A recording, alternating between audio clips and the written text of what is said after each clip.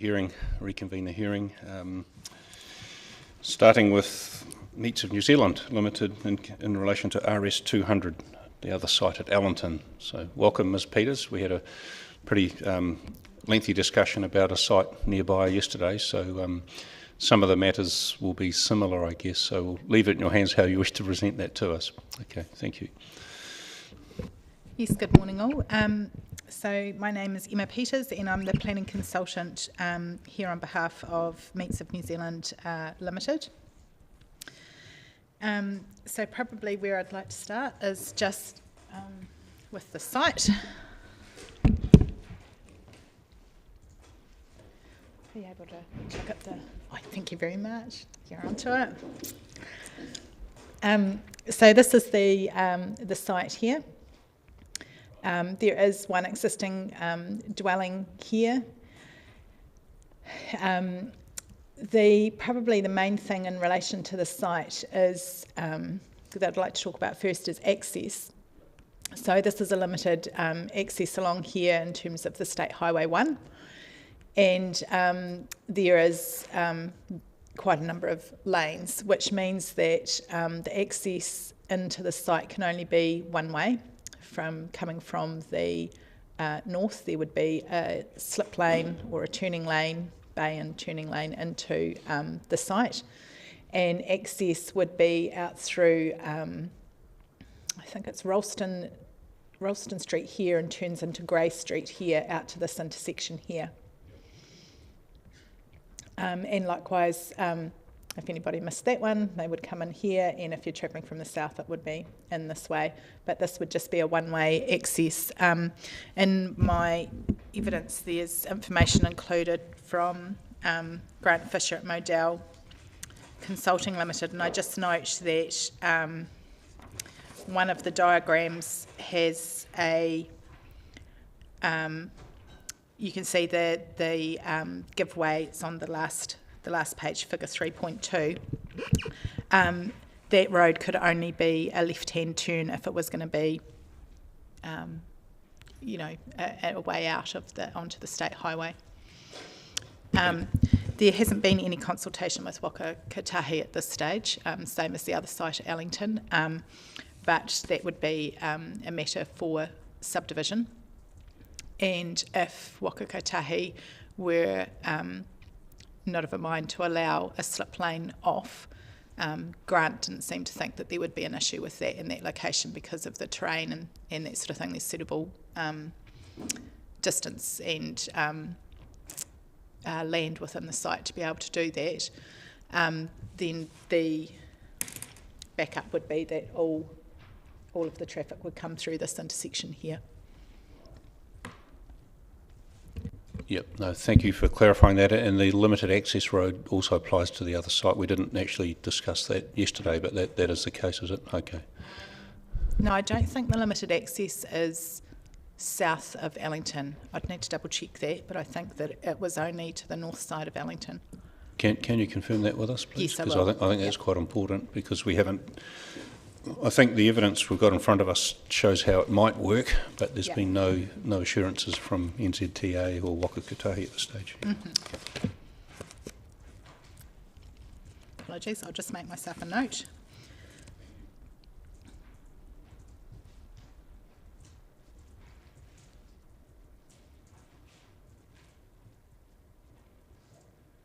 I think just to round that out, I think it's particularly important when we're considering the number of dwellings involved. It might not be an issue for 2 or 3 dwellings, but for a reasonably sized settlement, it's probably quite important. Yeah.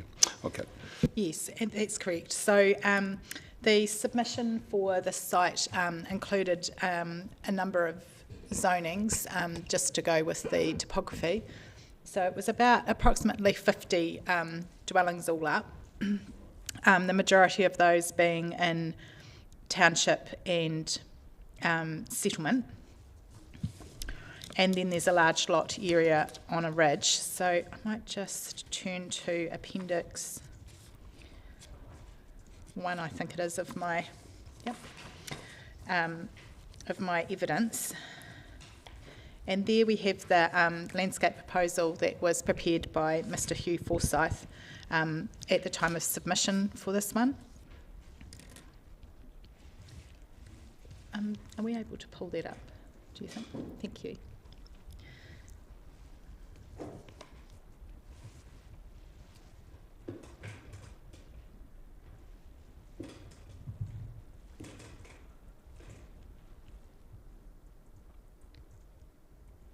Perfect.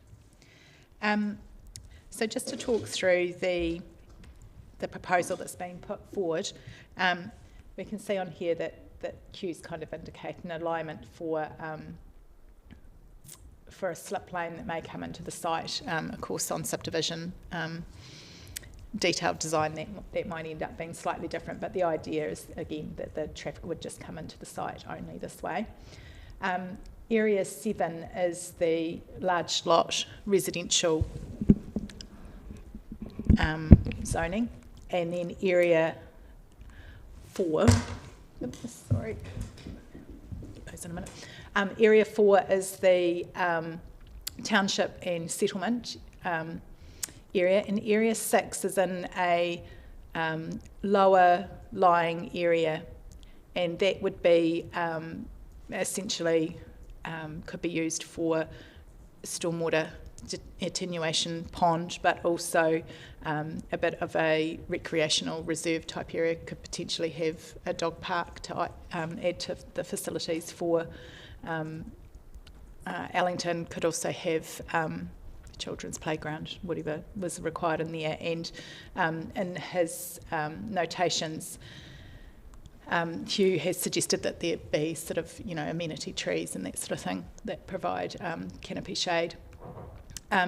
Off the, so the submission site kind of runs along this area here.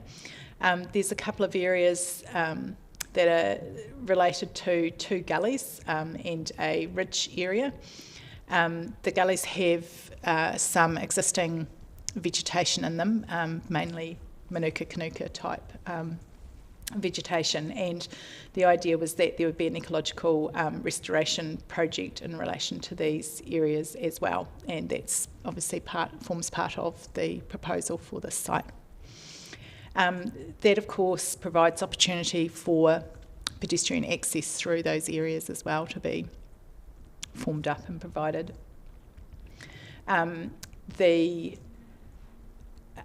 Because this forms part of a larger farming site, there would be retention of a farm access track that's currently along here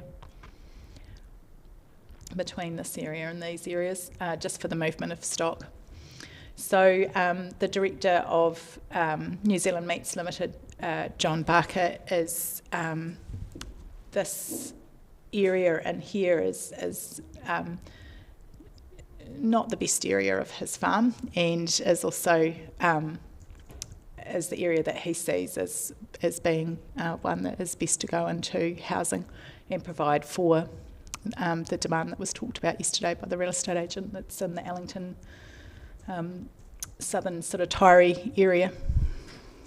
And that area is more contiguous with the existing development in the settlement, isn't it? Yes, it's right adjacent to the existing township and settlement area. And a couple of further opposing further submissions were received from some of the residents in this area. In particular, there was one in here that probably because I'd written Ralston Street and not also included Grey Street, so fair enough, he thought that there's an existing legal road on which his property encroaches, that the traffic was going to go down through this area, but that's not the case. It would go down through the existing one, except at this intersection here. Sorry, find my glasses. Wasn't really able to read. There they go. There we go. Cool. Yes. Thank you.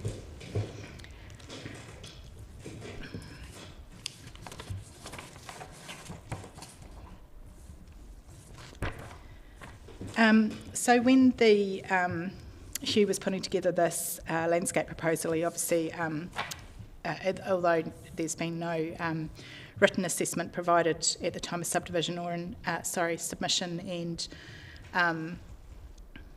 evidence, he assessed this area in terms of whether or not it needed building controls, and he thought that given its proximity to the existing township, that further building controls weren't required, and particularly because there was going to be the ecological restoration project in behind, which gives a real setting and context to it.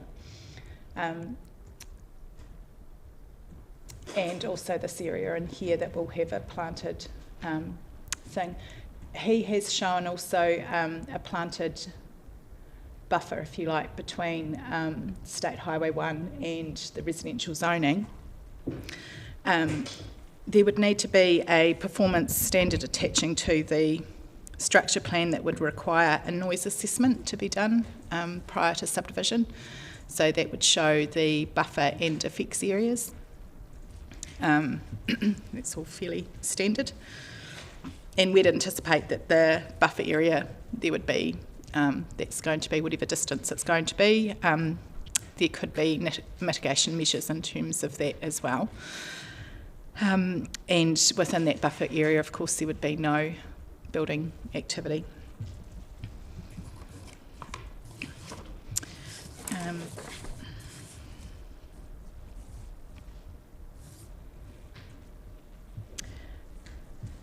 So the ORC had raised issues in terms of wastewater management and flooding risk, and loss of rural productive land, and a couple of those were also raised in some other further submissions.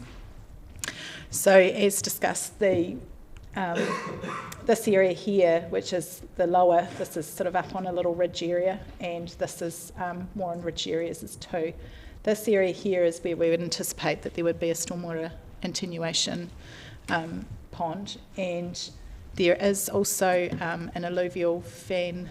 Do you mind flicking back to the map? Thank you.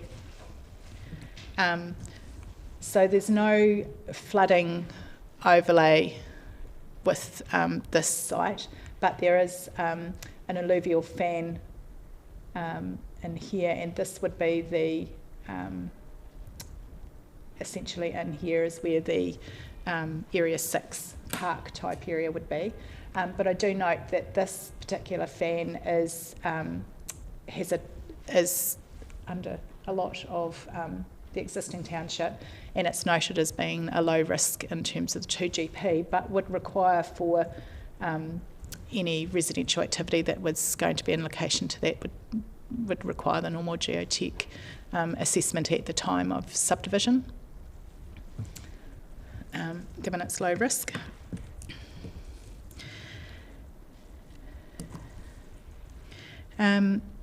So another performance standard that would be required if it's rezoned is just in terms of the planting controls.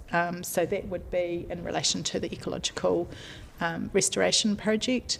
So that would be a requirement to produce a environmental or ecological management plan setting out how that ecological restoration project is going to be done and the stages that it will link to the subdivision. So again, that would all be done at the time of subdivision.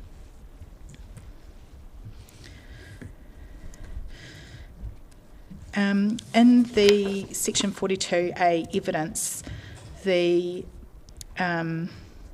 was a couple of things raised. So the ORC had raised about wastewater management.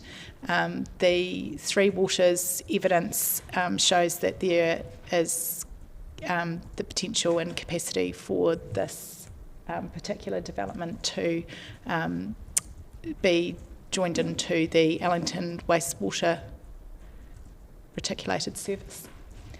And for potable water, as we discussed yesterday, there's no potable water reticulated service to Ellington at this stage, and it's done by collection of rainwater from roof surfaces, and we say that that's an acceptable solution for this area too, until such time as DCC decides to put in a reticulated service, if it does.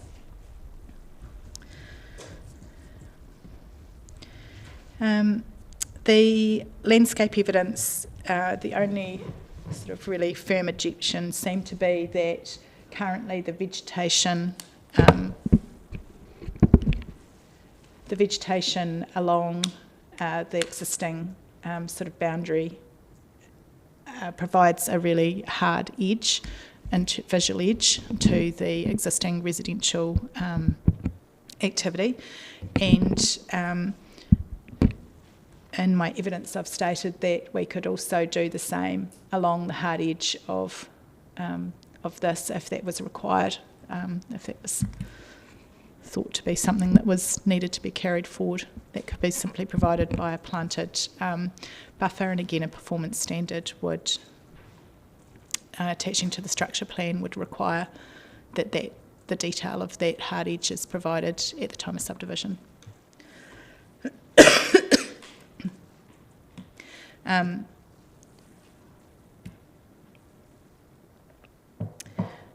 So then we get to sort of, I suppose, the policy planning framework of 2621, and again the I suppose the central themes for Allington come up.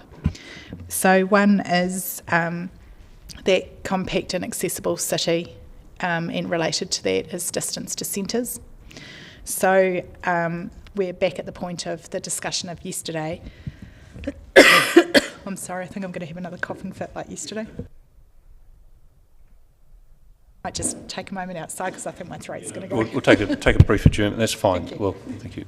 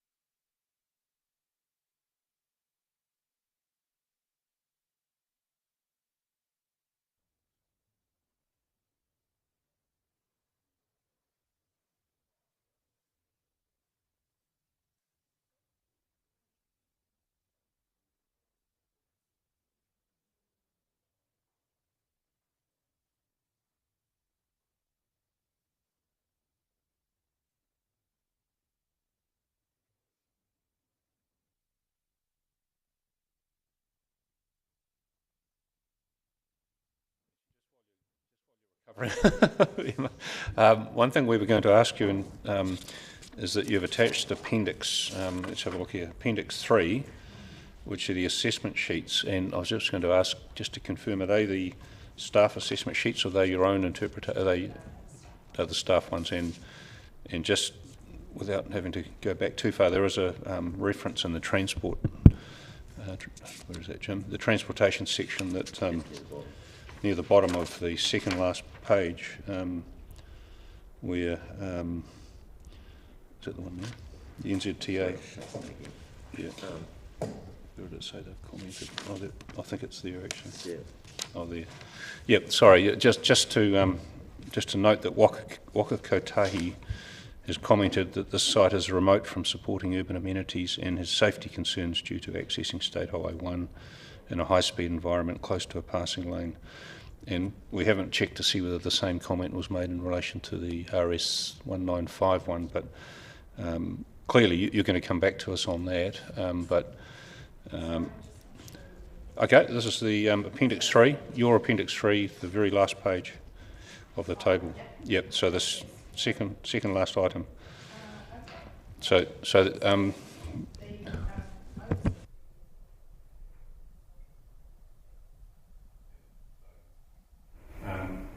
So just to round out that discussion, the panel, we'd be interested to know whether it's going to be an impediment to rezoning, and it's possibly more significant for the other site, which involved up to 500 dwellings. So both sites, it's a relevant consideration for us. So we probably will need some update from you on that. Yep. So what I might do is, for both the sites, is get Grant Fisher to provide additional commentary on it in terms of contacting Waka Kotahi. But I note that, there's been any number of urban areas rezoned around New Zealand that are on State Highway 1, and there's usually solutions. Yeah. Anything you can help us with in relation to if Grant Fisher's going to give us some advice, we'd be interested in knowing whether Waka Kotahi sees it as a block to development or not, because sometimes it can be an impediment. Yes. Okay. Yeah. All right. Yeah. Thank you for that. Please carry on with what you were doing before.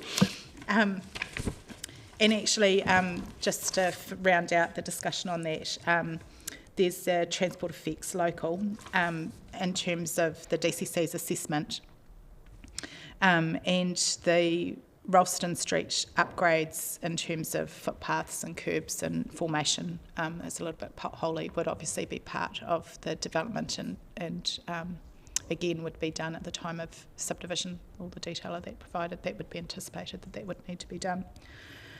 So there could be a performance standard on this one as well, requiring an ITA, integrated traffic assessment, at the time of subdivision that would set out exactly the details of what's required in terms of formation and footpaths and curbing and what have you. It's the more fine-grained detail about how it's going to work, is that right? Yes, that's correct. Yeah. All right, thank you.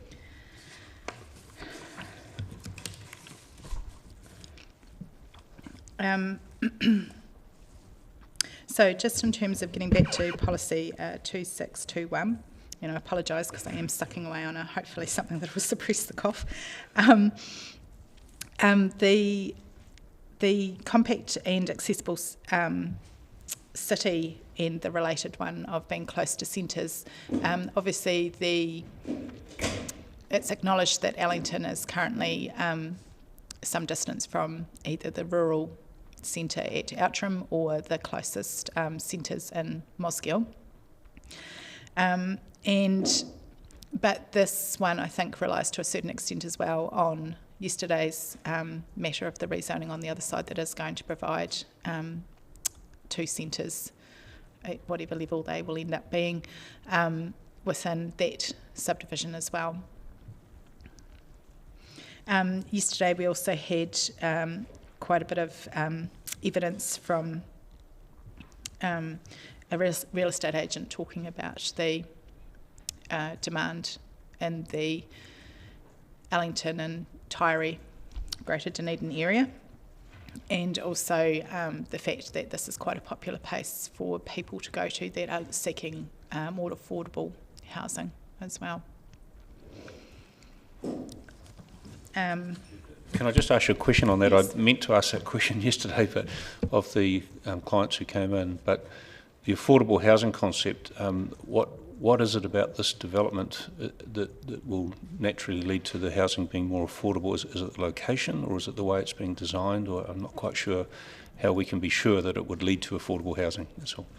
Yes, so it's a combination of things. So one of those is the topography, and that it's relatively easy topography in terms of where the areas that are suggested for being built. So that would be true of both Allington sites.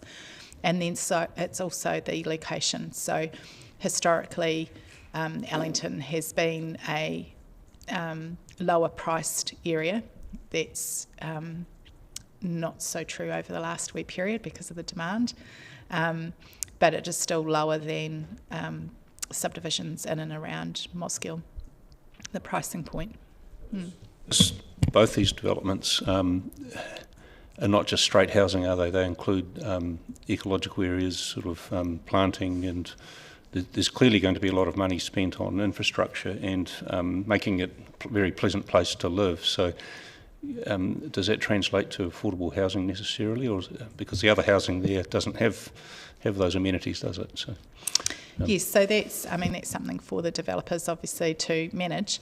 I think both the client yesterday and the client today are locals to the area, and they will continue to be locals to the area. They both come from a farming background, and they're wanting to create places in Ellington for people to live in that have a real sense of community and a real sense of place. So I think that's come through quite strongly in both proposals. This one's obviously smaller, so it doesn't try to provide any centres or that sort of thing. That's obviously provided on the southern side. I suppose in terms of this one, with the ecological restoration, there would be quite a bit that would go into that, but then there's also 50 dwellings, so per lot, the ecological restoration project is not going to be exorbitantly high. And there are existing vegetation in those gullies that they'll be adding and supplementing.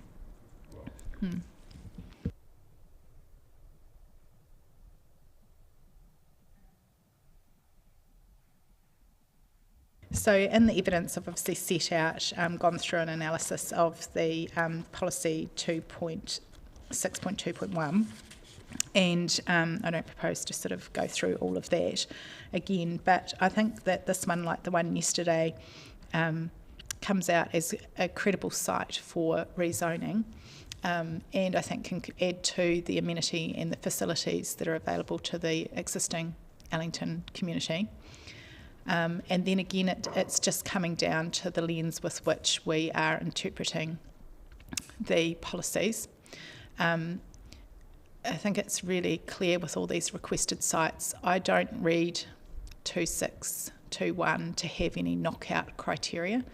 I think that there's none of them that state that any of them are knockout criteria or ones to be weighed more than another, and that a complete analysis, this site has had a complete analysis by council versus the one yesterday that hadn't, but the complete analysis needs to be done, and then it's a weighting exercise, and particularly the lens with which you're going to view that compact and accessible city. And I think the two key words in that, which I referred to yesterday, were with townships, with resilient townships. So, and that's in terms of objective 262, which obviously the policy sits underneath the rezoning policy.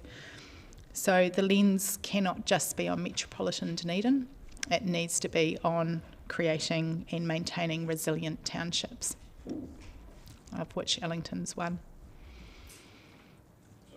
Have you got, is policy objective 262 in your evidence? Is that, yes, it's paragraph 7. 7, is it? Okay. Yep.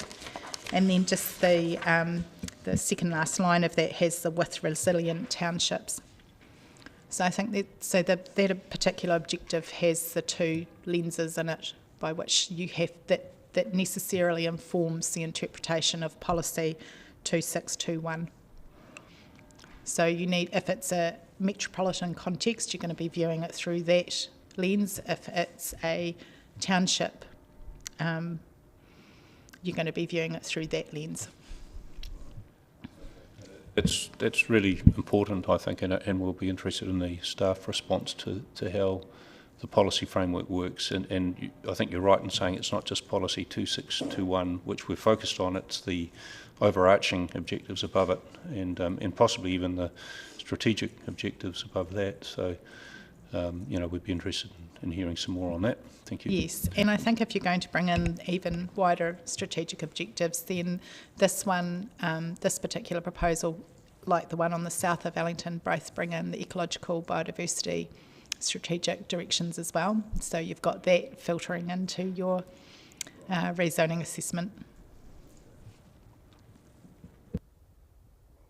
Got one further question, and that is, I'd invite you to consider the proposal we heard yesterday in combination with this one, which I think basically not necessarily bookend Ellington, but they certainly add potentially substantial more dwellings to Ellington. And if you were to consider them all collectively, do they take strength from each other, or does it strengthen the role of Ellington as a potential centre? It possibly isn't a centre right now, but how does that help? How does it help to consider them together, do you think? I think that they do need, in terms of planning, you do need to consider both together. I think that they work well together, particularly the one yesterday is providing that commercial centre type thing, and like we discussed, the ability to have doctors' rooms there, various retail, small retail type activity, work from home type hub. The two of them together will add substantially to Ellington, and Ellington will become obviously a bigger township than what it is now. I think it's going to further create community and context for Ellington, and you would hope that with the ecological restoration projects that are associated with both of these, that might spill out into the wider community around it as well.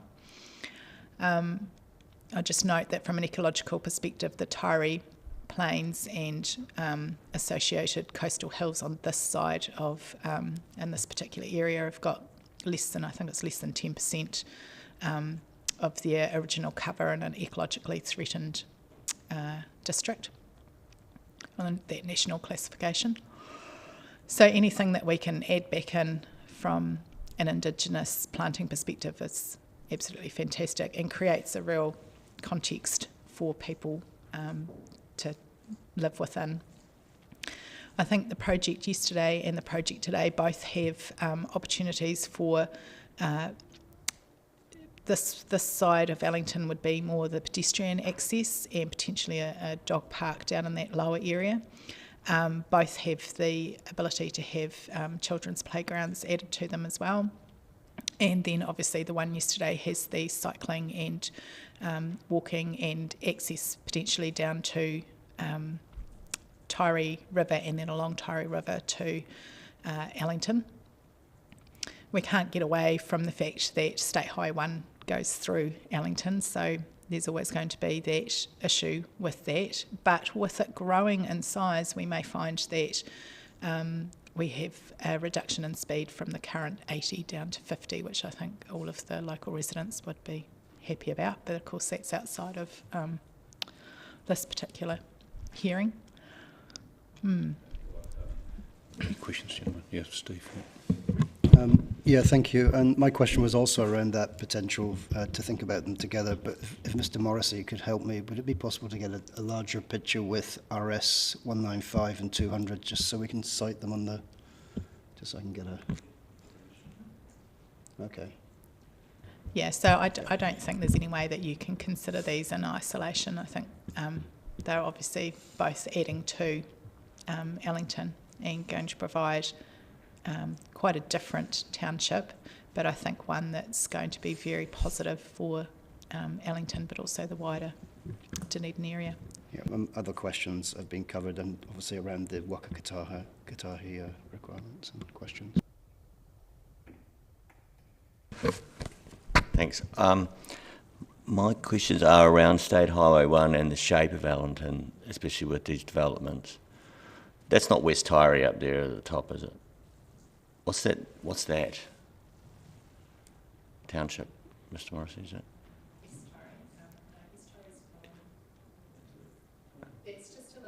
That's a collection of smaller kind of land holdings that are historic, yeah. And there's beside, is it Gladfield Road comes out somewhere out there. There's Laws Road coming down from Saddle Okay, so Hill that's area. right. We can go back now because I just noticed them as I was speaking. Yeah, yeah. So RS 195 is on the western side of State Highway 1, as is the majority of Ellington. And State Highway 1 in this section between Waihola and Mosgiel has a very high serious crash and fatal rate. So it's considered a relatively dangerous piece of State Highway 1 at the moment. And it's not on the books at the moment, but I don't see it being an impossibility that this would become a divided highway. And I'm concerned then about the separation that occurs from the township on the Hillwood side of particularly already busy highway. And then you've got in behind it the hill slopes, so there's not really much development capacity for residential on that side of State Highway 1. So would you like to comment on basically what I'm worried about would be an unbalanced distribution of houses across a pedestrian unfriendly environment? Yes, I can. That, I think it would be absolutely fantastic if north of Wellington it became a divided highway. That would be great. In terms of access to the site, wouldn't affect it in terms of you would only be able to come in through that slip lane and then out through the Grey Street intersection, and obviously through Ellington it wouldn't be divided, and it would have a lower speed environment, I think, in that case anyway. I think for the site on the Dunedin side of Ellington, the one that we're talking about today, that provides is going to provide additional amenity and spaces and facilities for the existing dwellings and residents on the hillside of State Highway 1. So I think that's quite an important consideration to take into account.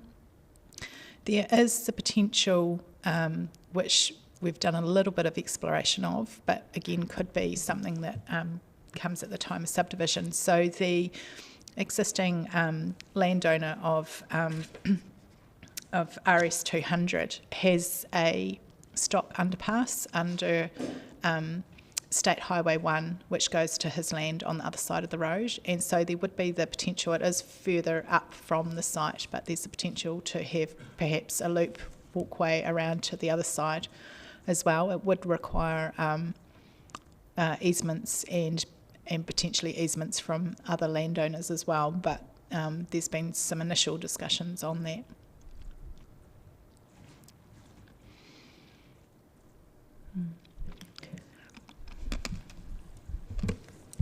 Thank you for that.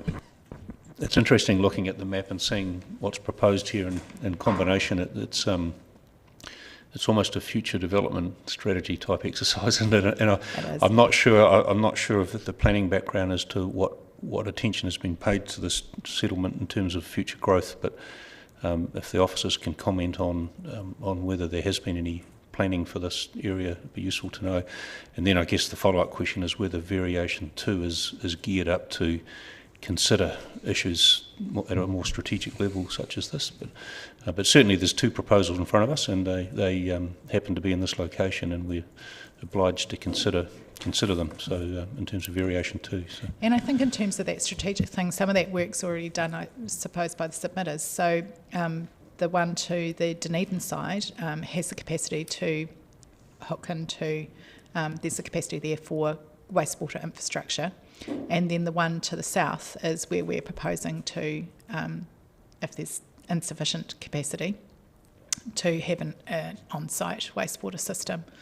So I think in terms of providing additional urban land in an area that has demand, these proposals work well together to do that in a way that actually has very limited cost to the city itself in terms of infrastructure extensions.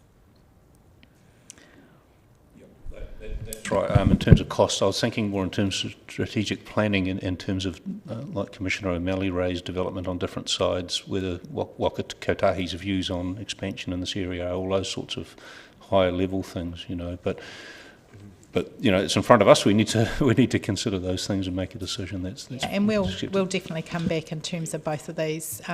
With, you know, we'll get some update from Waka Kotahi through Grant Fisher.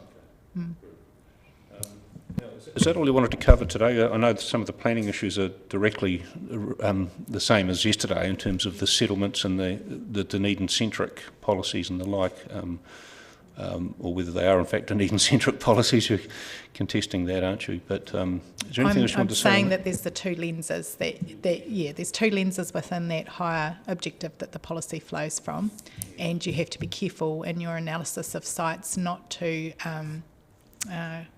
conflate those two lenses into one, that you have to view, if it's a township, then it's got to be the with townships lens. So that's going to directly impact on how you view those close to centres and compact and accessible cities. So is it a compact and accessible urban growth within Ellington? And how does that tie in then to the wider transport infrastructure, Three Waters type infrastructure.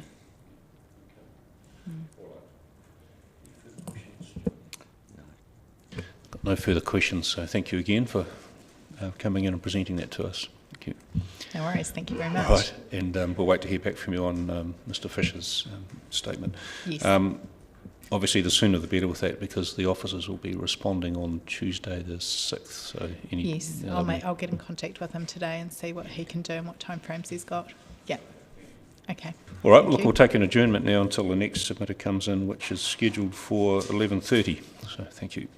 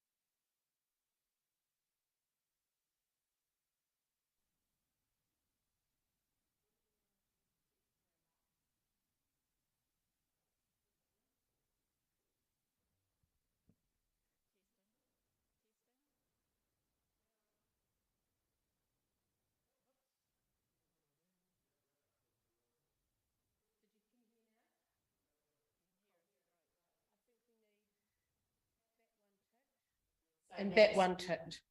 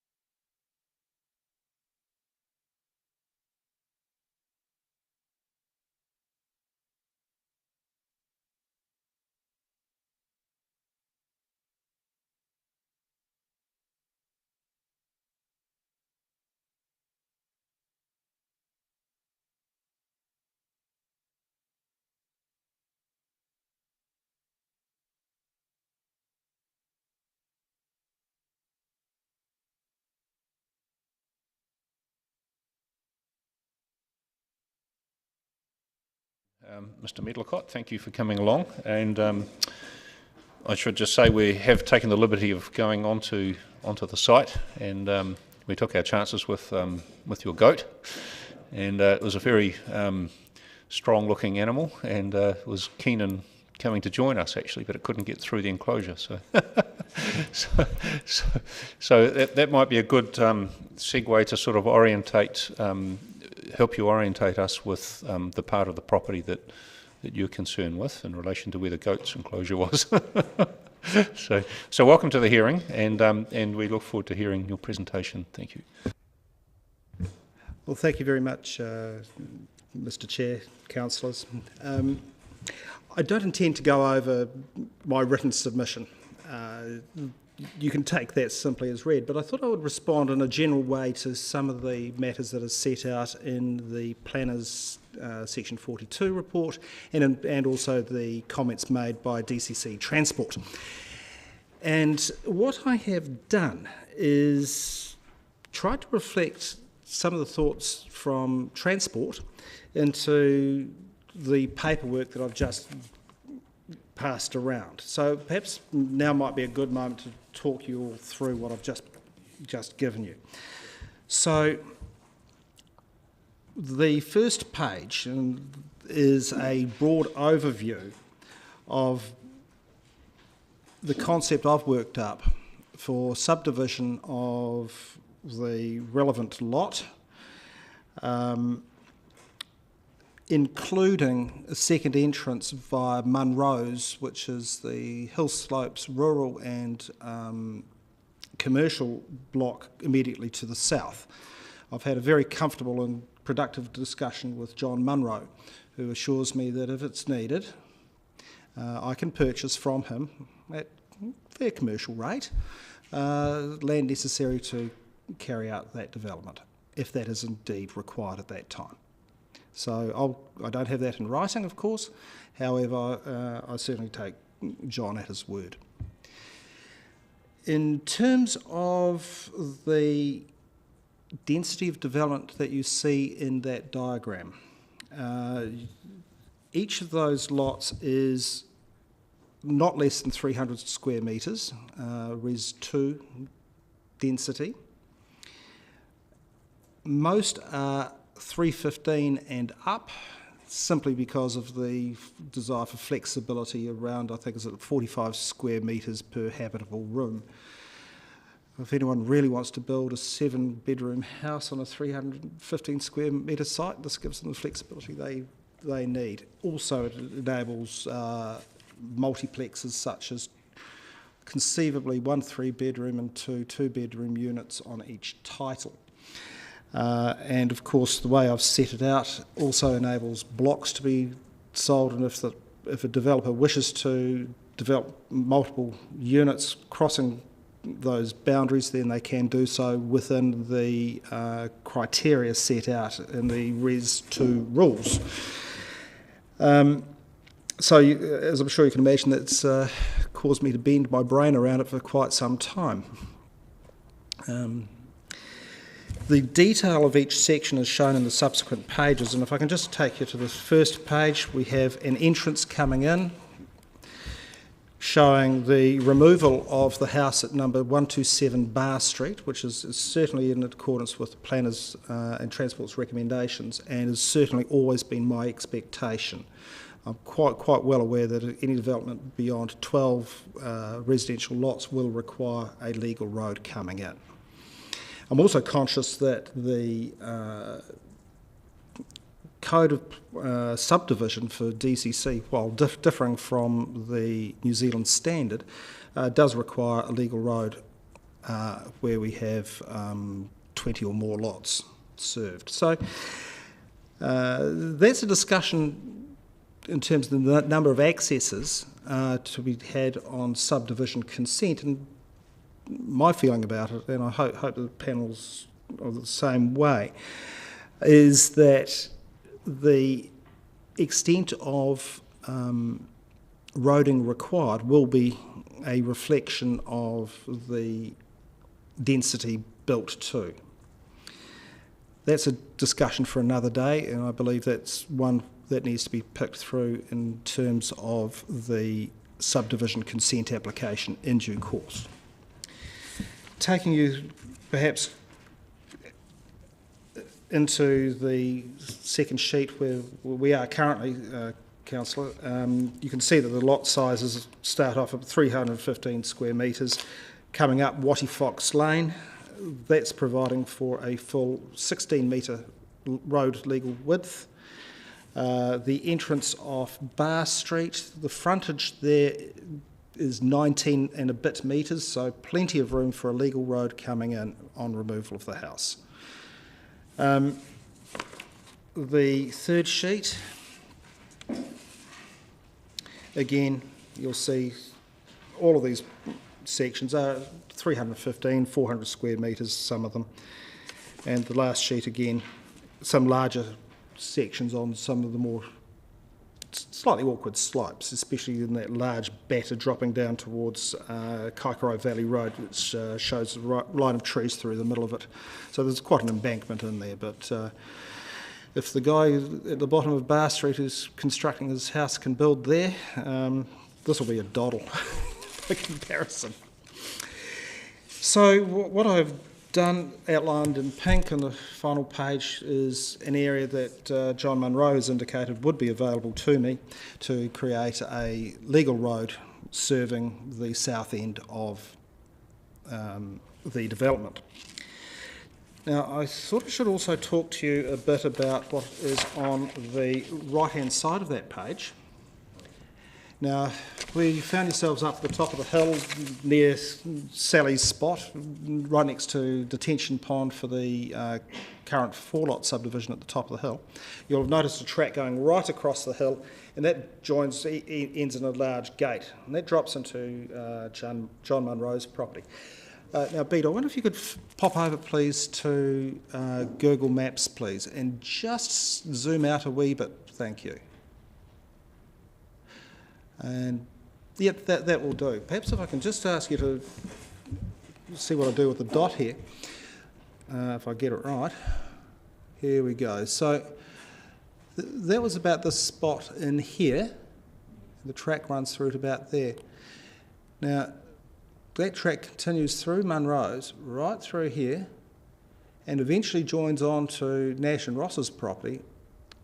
Here, thanks so much. Around about here. And conceivably, in future, that could be developed to provide access right in through here, right through to Mornington Road. It might create something of a rat run, and I think the Transport mentioned that, but I don't anticipate that it should become such. And that would enable the future development of Munro's in this area in here for further housing. And I think that, you know, I've looked at this with very much an eye to the future. And so while the diagram shows a full 16 metres width, at least in the initial stages, one might imagine that a narrower width of 9 metres would actually be formed, and that would provide adequate and compliant access to all of the lots served by that, but add footpaths to it in future to then expand into the area to the south. Now, that may not be for me to develop, it might be for someone in the future, but that's my view of how I see this property unfolding and actually unlocking quite a lot of good west-facing, northwest-facing land suitable for residential development with good connection. So, heading on from there in terms of the Section 42 report and the Transport report, certainly I accept the planner's recommendation around residential 2, fallback is residential 1. Infrastructure, the recommendation from Three Waters I certainly accept, because that was my suggestion in the first place, and that was done with the assistance of water engineers, Fluent Solutions, and we went to some effort to have a very good discussion with Simon Drew, and that was also assisted by John Christie of Dunedin Development. And we worked on the basis that these detention systems should be simple, should be able to operate as ordinary infrastructure, and the detention part of it readily disestablished. And we worked out how to do that by simply using a large diameter manhole. And that seems to have bet favour from Three Waters, as long as we meet a reasonable threshold for development at 50 lots. And as you'll see, if you have a cast around in the, I think, last sheet, is it? The final section for Res 3, I think, comes out about 68. Now, and that's quite a large section. And honestly, it would be possible to develop it more closely even than that. But I think there's got to be a fair limit. Somewhere around 80 is an absolute maximum, and probably high 60s is probably a bit more comfortable. And the reason I want to do it that way, and if I can take you back to the first page, the areas that I've outlined in green are reserves. Okay. You see the cutting there with a truck sitting in it. You'll have driven past that area as you headed up the hill. That's the swamp lying to the northeast. And the idea is that it becomes planted out, becomes a light shaft, so it'll let a whole lot of light, sun straight into the whole area. And you'll be blessed with good views. And I would have thought, all the way from the northeast right round to the northwest. And I think that just makes it a nicer feel to the place. If I can just ask a question now. Yep. So the recommendation in the report is not to require a structure plan, is that right? Is that how it's more to do with an NDMA? And so the detail you're showing us now is not something we'll need to make a comment on, but I think it's useful in that it sets a potential yield as well, which is useful for the transport people, I suspect. Is yes, that right? Look, yes. Yep. I'm very conscious a lot of this stuff is for a subdivision consent application, but, you know, to go to create, I think, Dunedin's first large-scale Res 2 Greenfields subdivision, I think I've got to give you some idea of at least what I'm thinking. Yeah, I think that's the point I'm making. We're pleased that you have done that, even though you're not required to at this stage. It's useful that you've done that because it helps with the yield, which leads to things like wastewater and stormwater and traffic, which is a key thing too, obviously, how many cars are going to come in and out of here. Okay. So if I can, it's probably a good moment then to talk about traffic and the thinking around it. Now, first off, Pete, could you drag the map just down a wee smidge, please, and zoom in? Thank you. Lovely. Okay. So here we have the entrance to the subdivision. Okay. In future,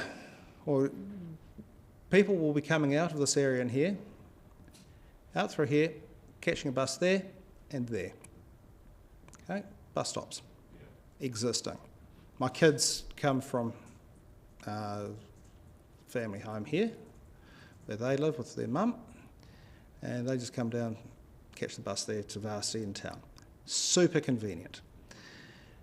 Within 100 metres, I should say, of the entrance of Wattie Fox Lane onto Bar Street.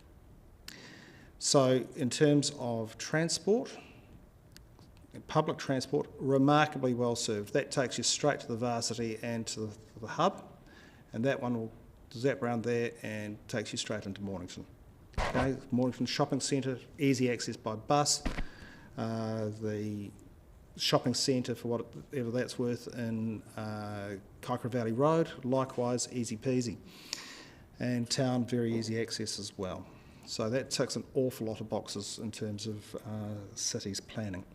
Now, if I can draw your attention, please, to the first sheet on the handout. Now, the difference between what I've given you here and Google Maps back here is that the Google Maps is some years out of date now. And you'll see in this area in here, a great big gully. That has been filled, okay? All with the necessary consents and engineering, I hasten to add. Obviously, you can't build houses on that fill, but if we take a look at the diagram that I've provided you, we have a lovely big reserve and park. You know, we've got well over 2,000 square metres of reserve in there. And so that's where I'm envisaging kids in cul-de-sacs, if you will, with as few cul-de-sacs as possible. Nice open area for play, family gathering, and you'll also see on that page a track which is, you'll have seen when you visited the site, that goes straight out onto the bottom of Watty Fox Lane. That is a gentle, easy walk. And my vision for that is not for motor vehicles, except for the part right at the top,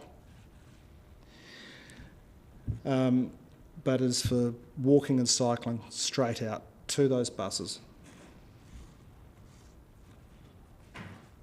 And it's already planted out and quite a number of natives, and we'll continue doing that. Thanks to Project Crimson and Trees That Count. I think this year we're cracking 900 total planted on the site, and more to come.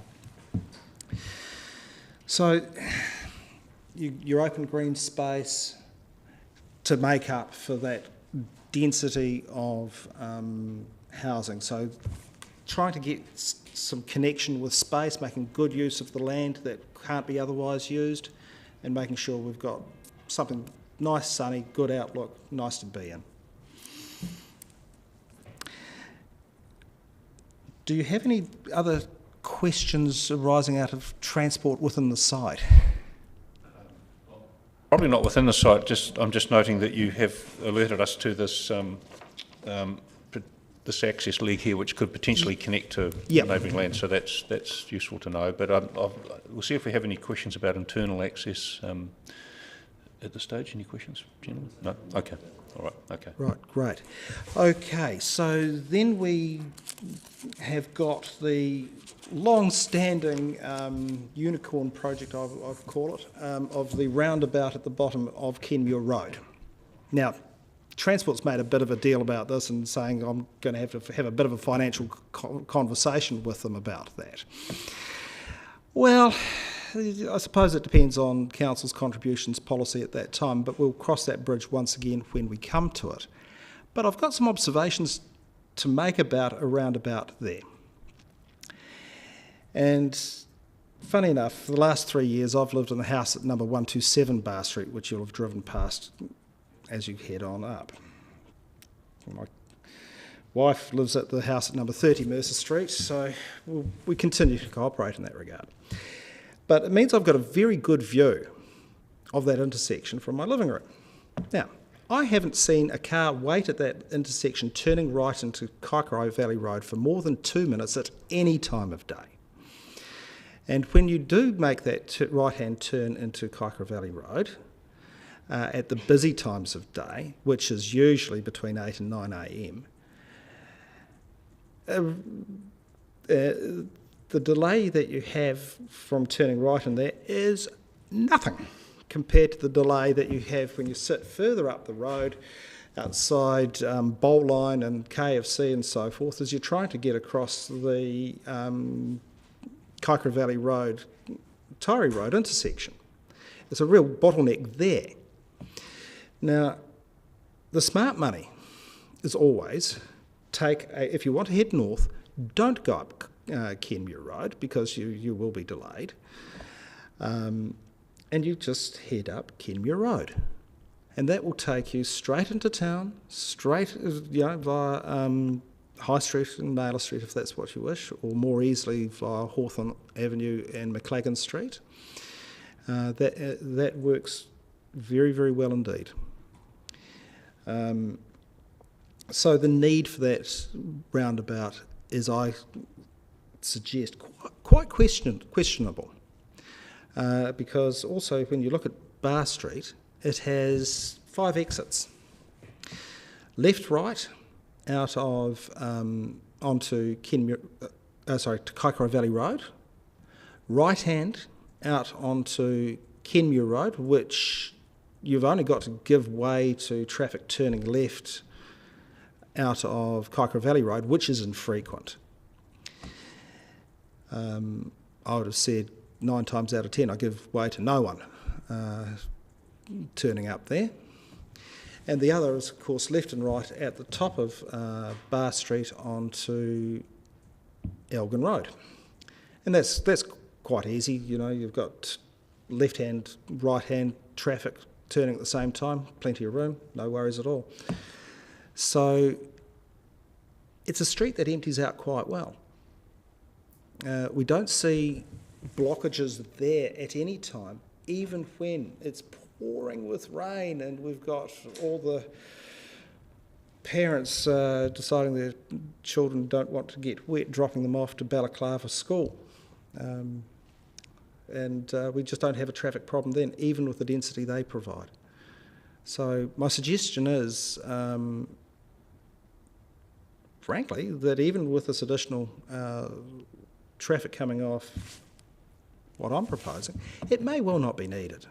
And it's going to come down to a case of actually taking a really careful look at the design, balancing that against then the use of walking, biking, public transport.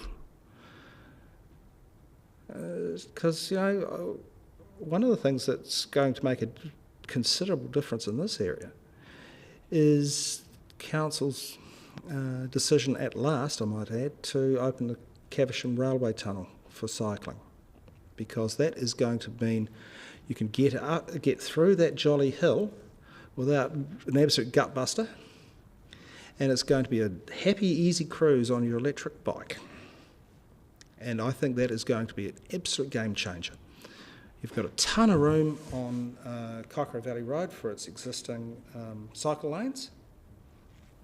It's going to be a game changer, and I think the density and need for motor vehicles coming out of there, private motor vehicles, is going to be considerably diminished.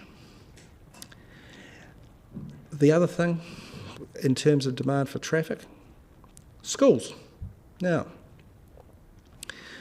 easy walking distance to Balaclava School, right next door.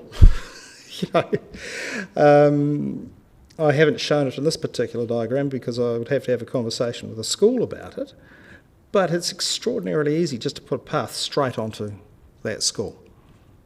It connects right along the back. I think the school board, however, would far prefer that school kids not going through the back of the school and they would actually come to the front gate on Mercer Street. But that is a very easy walk. Easy walk from there also to Mornington School. Again, easy and in zone. High school, intermediate, Kaikoura College. It's, gosh, where are we in the... You know where we're talking, so, you know, it's a no-brainer for the schools. And the amount of traffic that we'll need in the mornings will be reduced accordingly. So,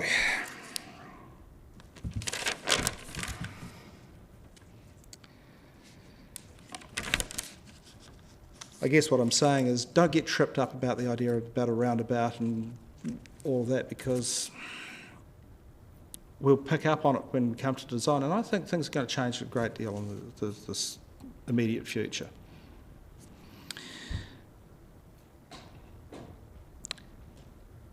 And that's everything I had to say. Thank you for that. That's useful. And I'll just see if we have any questions from the panel, first of all. Commissioner Walker, have you got any questions?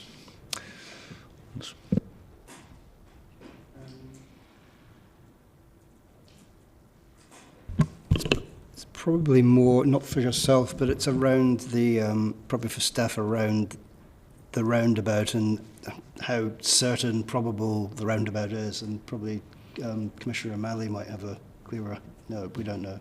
So it's a speculative thing. Probably to put that in that context, the transportation issues, as I see it, the house that you currently own or even live in, is that right, 127? That's right, yep. Yeah. You're offering that up to widen the entrance, and that's, absolutely, yeah. That's to do with the sort of internal roading issues to get the right width and that sort of thing. Yes. And your observations about what might be required with the roundabout are things that, as I read the 42A report, it's really just alerting you to the fact that that's a discussion for another day, isn't it? Yeah, that's Is right. that right? That's yeah, right. yeah. And you're making some points about the location of schools and bus stops and other alternative routes into the city, which you will no doubt raise at the time of the subdivision. Yep, exactly. And I think in terms of our role here as a panel, we need to be satisfied that this land is suitable for rezoning to either GR. Have you asked for GR2 or 1? Is it? Council suggested GR2. To R2, okay. And we need to be satisfied that it can be accommodated. And I think the way I read the report, and the officers can confirm this, is that that it does meet the criteria, and there might be some wider roading networks that you may be asked to contribute to, and you can take up the cudgels on that at the time. That's right. We'll have an arm wrestle at that point, but I thought I would just set it all out because these are things that will have to be addressed, and there's no point rezoning something that you can't make work. Absolutely. And I think what I've wanted to do is to assure you that the thinking is that we can make this work. And just on that, the access out through John Munro's land, that's, in your view, that's not critical, but it's something that could be done if required. Yes, exactly. Okay. So right. if we could just go back to the second sheet there. So if we take a wee look at the original submission, we've basically allowed for a roundabout at about the point where we connect on to Johns. And sure, there's been some concept changes in terms of how the road might run and so forth, but you know they're pretty minor changes. That concept is probably a bit denser than what I've actually provided you with, but you know, we'll have those discussions at some stage.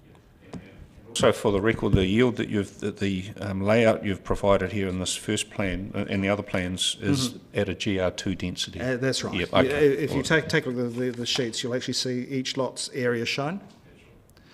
So that's using a nice little program called Measure Map. It's very handy.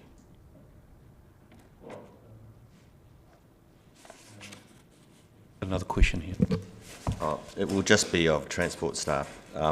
And reading the 42A report again, now when they say that the roundabout's anticipated in the NLTP program 24-27, but there's no budget, there's an explanation for that, and that's the lockdown, which left the NZ Wakakotahi budget pretty much empty. So the fact that it's not budgeted doesn't mean it's not planned, so I'd like Transport to come back with a specific design of what they're planning there so we can see how it relates to Waddy Fox Lane and what Mr Medlicott proposes, and some commentary on his proposal and the proposed structure of that roundabout. And finally, I noticed there are some submissions opposing what you... Have you got any comment to make on... I don't think they're appearing, these submitters are appearing before us, but have you got any comment to make on these? Oh, well, look, I addressed those in my initial submission. I'll add that those submissions were particularly galling because they were in violation of the land covenants that went with their properties. But let me address them. First off, the one from the woman living in this lot here, okay, her point was that she completely disagreed with any residential development down here at all. At the time that she bought that place, the 2GP had already identified that land as part of intended general residential 1 transitional zone, so it was intended for residential subdivision. I've provided the council with also the land covenants that ran with that. So there's just simply no question that she bought that place knowing that the area to the south would be developed for residential purposes. And the time to have lodged any objection around that was, when did we kick off 2GP? 2015? Something of that order, by the time we came to hearing. A bit later than that. Yeah. So, yeah, that's when she should have done that. Now, then the submission from in here, Bruce and Joy Hall, that was essentially around concern about the adequacy of the existing Watty Fox Lane with the house remaining and the number of lots served and concern about the road being wide enough. And you know, I simply accept that the house has got to come out to achieve that. And I think that's going to meet their objection. I gather there was another objector in this house here, again in this, just in a similar vein. And I don't really need to address that any further for you. Fine. So yeah, I was just interested if there's any particular matters, but No. the zoning is shown on the transitional zoning shown on the planning maps at the currently, I presume, after the 2GP decisions were released. I imagine that'd be the case. Okay. Right. Okay. I think that's all, but are there any questions of the officers of clarification that you would put to this submitter at this point? No. No. Okay. Thank you. And again, just to thank you for providing a concept plan which shows a potential yield, which is probably of some use to the officers when they come to respond. So thank you for that. Thanks very much. All right, thank you for coming. Thank you. Cheers. Cheers. We'll adjourn the hearing now until the next submitter comes, which might be 12:30 or shortly before. Thank you.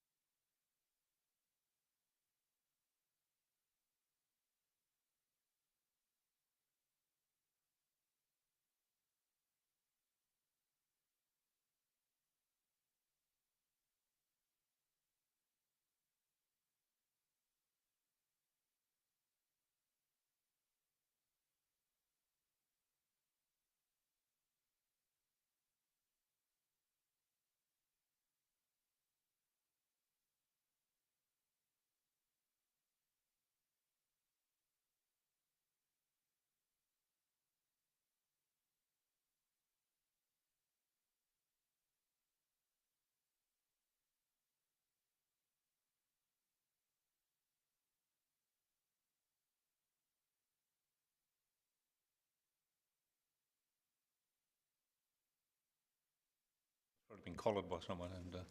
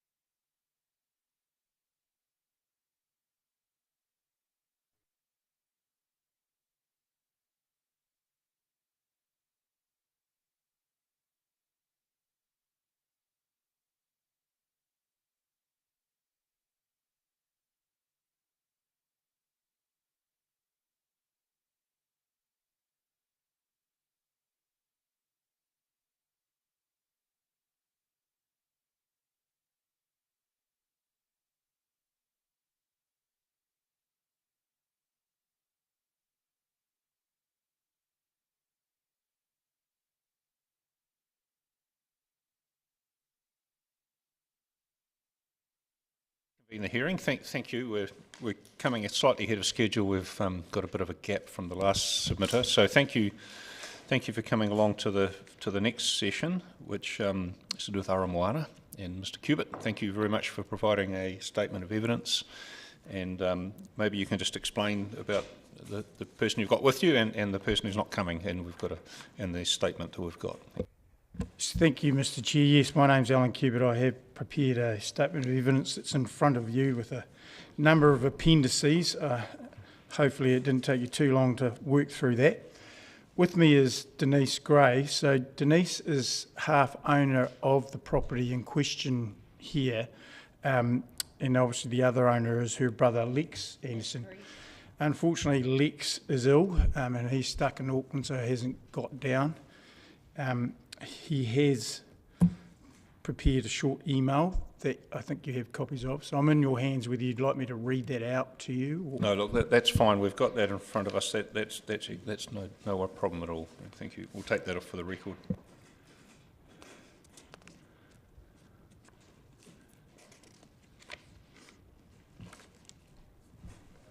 Incidentally, I should just mention we did submit a Claire Carey addressed us very early in the hearing, so she's gone ahead, if you like. So there was some discussion of the property, but we didn't traverse the background so much. And Ms. Carey did clarify that she's not concerned about any particular amenity effects on herself.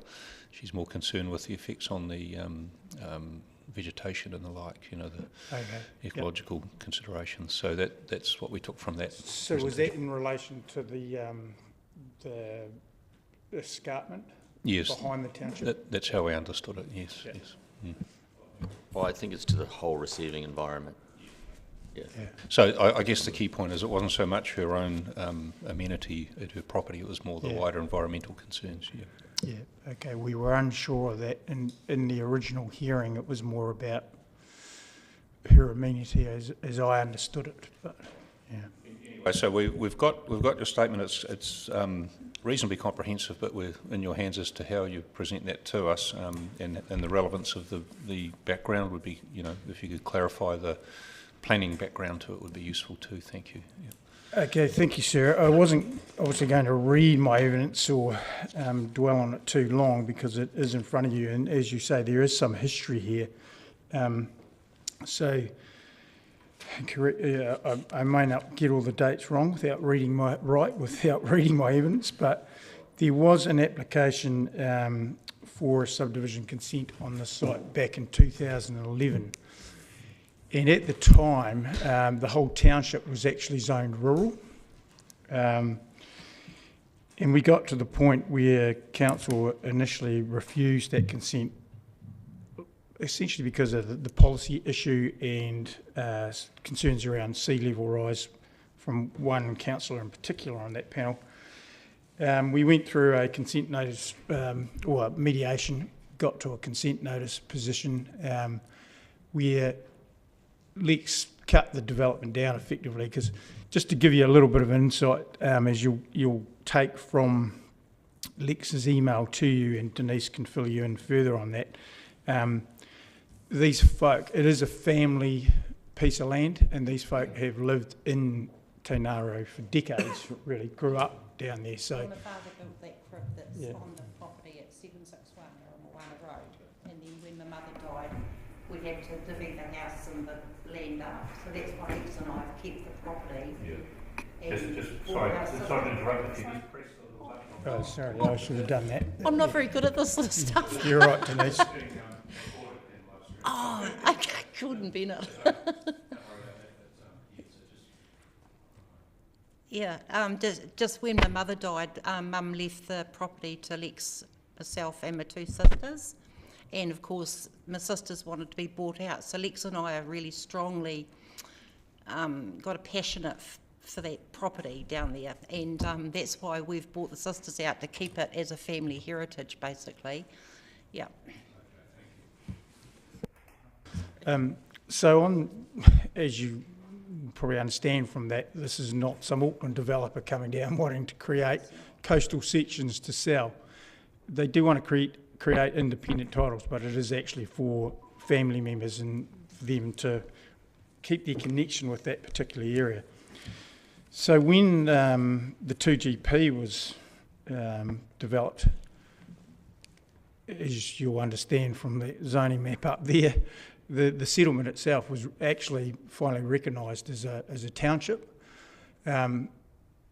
Lex had quite a concern that, well, even though they rezoned the house that Denise was referring to there, they didn't rezone that little piece in the middle there, which was subject to his subdivision application, and which was granted consent for one dwelling through the consent memorandum process.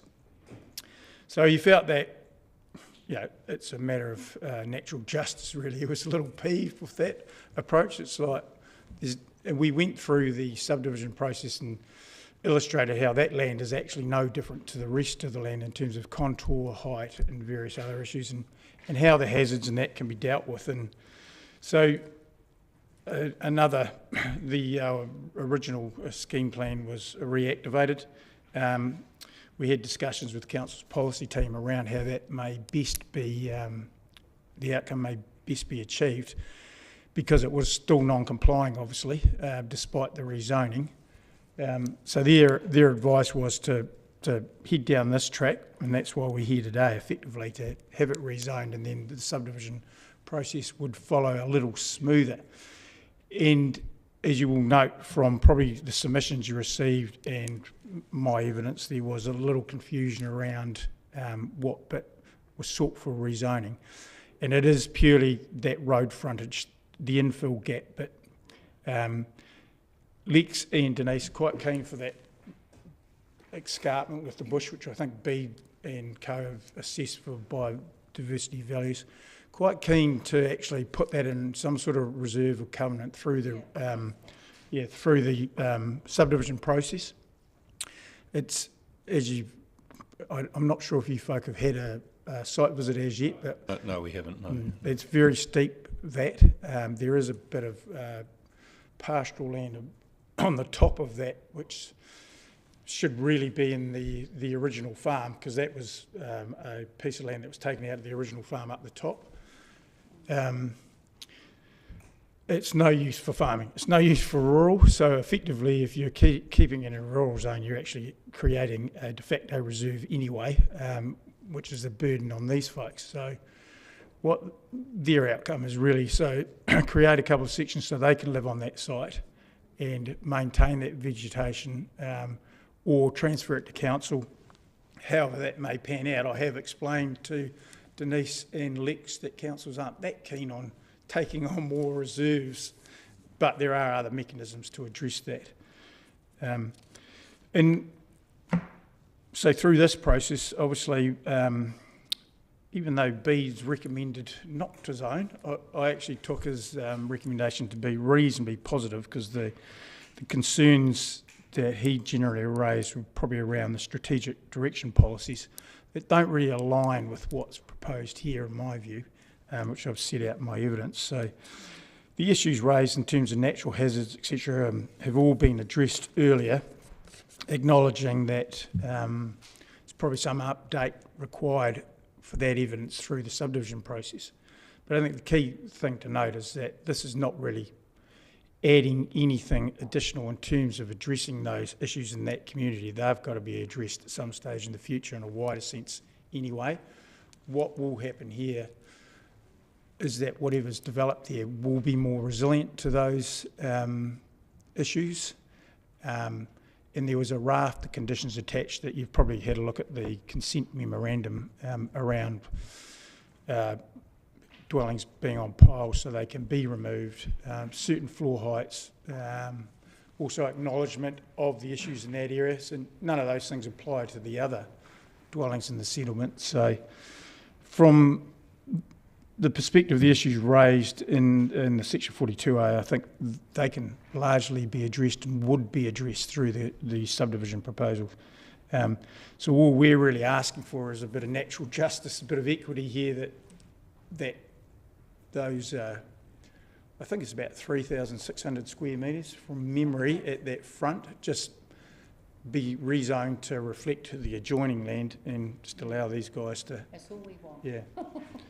Move through the subdivision process without any significant concerns, because it did raise a few issues last time, but that again was a bit of misunderstanding. They did think that the top bit of that section was going to be developed, which was never the case because the geotechnical guy ruled that out pretty early on in the piece.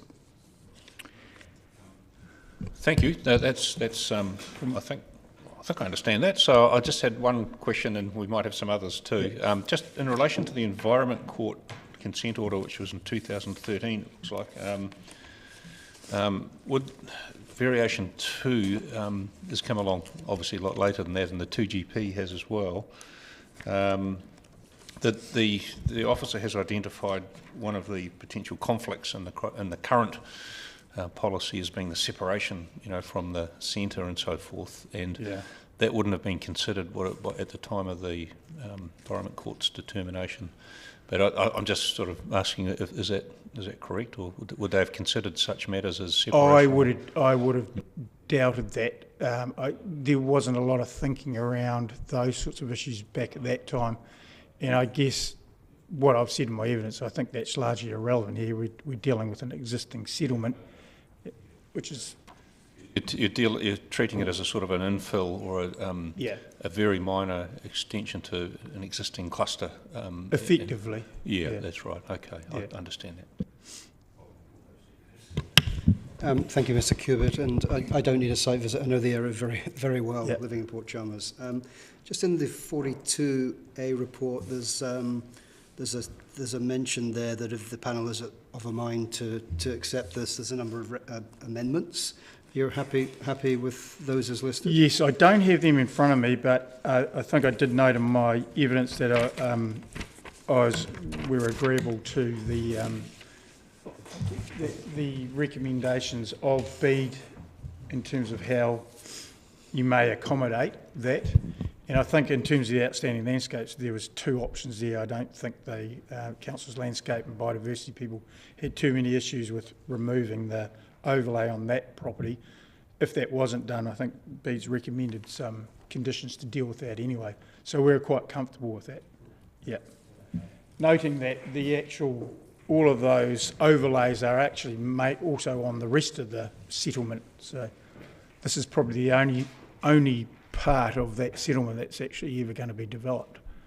Although actually there has been a subdivision proposal for the land right to the southwest, which is quite large, and I'm not sure if that's come in front of council yet.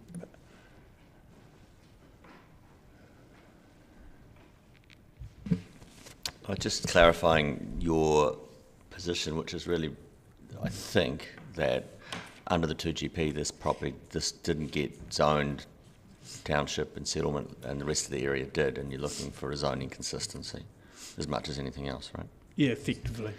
Do we know why it didn't get zoned at the time? Just historical, I'd imagine. They've put a line around where the existing development is, and I'd imagine that the policy planners weren't aware possibly of the consent order that preceded that, but don't quote me on that. I just wonder if we should. Yeah, I should. I was on the panel. I remember going to visit this line of property, so I've been there as well. But I just can't recall this particular property, what the decision was in relation There to was, it. Yeah. I think, Which one are we talking about? you'll probably hear, there was no actual submission made on it at the time. So that was just a load. The settlement was identified as township. Lex never made a submission because at the time he probably still had time to effect the consent order, but I think your mum passed away. There was various things going on and they never got round to actioning that. So it was the variation to that actually gave the opportunity to actually deal with the zoning because it wasn't picked up originally. Yeah, so my only concern was just making sure that there wasn't anything that was actually flagged during the district plan development that specifically stated this particular property, just to clarify that we aren't walking back into something, that's all. Yeah. So yeah. I think just check that, and otherwise we'll be Knowing how these things work, quite often zones are just around what's there in these sorts of scenarios. The only other thing I want to raise, Mr. Cube, was just in relation to your paragraphs 19 and 20, where you talk about the how to deal with the hazards issue, and you make the point very strongly that it's no different to the other properties. But I noticed in paragraph 20 there's a mention of a consent memorandum for the subdivision. Mr. Anderson agreed to enter into a deed acknowledging the hazard issues, and it looked like a no complaints type clause. Is that right? Is it? Kind of. It was kind of a weird thing because this was a mediation, so it was like, look, we're happy to acknowledge that there are issues there and there's going to be issues in the future in terms of sea level rise and how you may deal with them. So that's all that was really, was just effectively a no complaints about you're going to build here 50 years time. You may have some issues, but everyone's going to have issues probably in. Is it likely that, knowing how things are happening at the moment with the world's climate, that Mr. Anderson would build higher than, like take extra precaution? I would imagine so. Compared, I think you'd probably even go higher than what's recommended by the experts in this scenario. Yeah, we'll be interested in the staff response to this, but understand it fully. So thank you for providing quite detailed evidence on it. And I believe we have another submitter coming in on this one. Yeah, Tracy Fleet. Yeah. And she's got some time to address it as well. So we'll be staying with this topic for a little longer. Yeah. Thank you. Okay. Thank you. Thanks very much for coming to the hearing. Thank you. Thank you. Thank you. Thank you. We'll see you.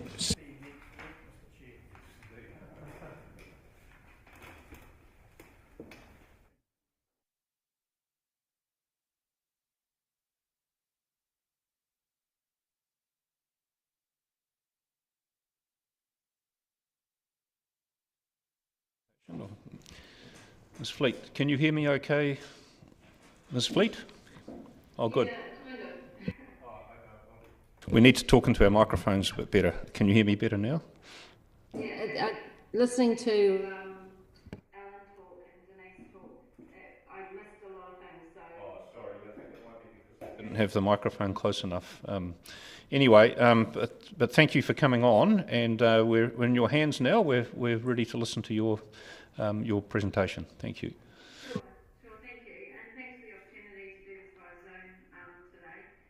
I just wanted to acknowledge that I'm speaking on behalf of quite a few of our neighbours in the neighbourhood. So, Gulva Friedel, Mandy Sol, myself, John Abernethy, Steve Atfield and Noel Davidson, they all made submissions on this,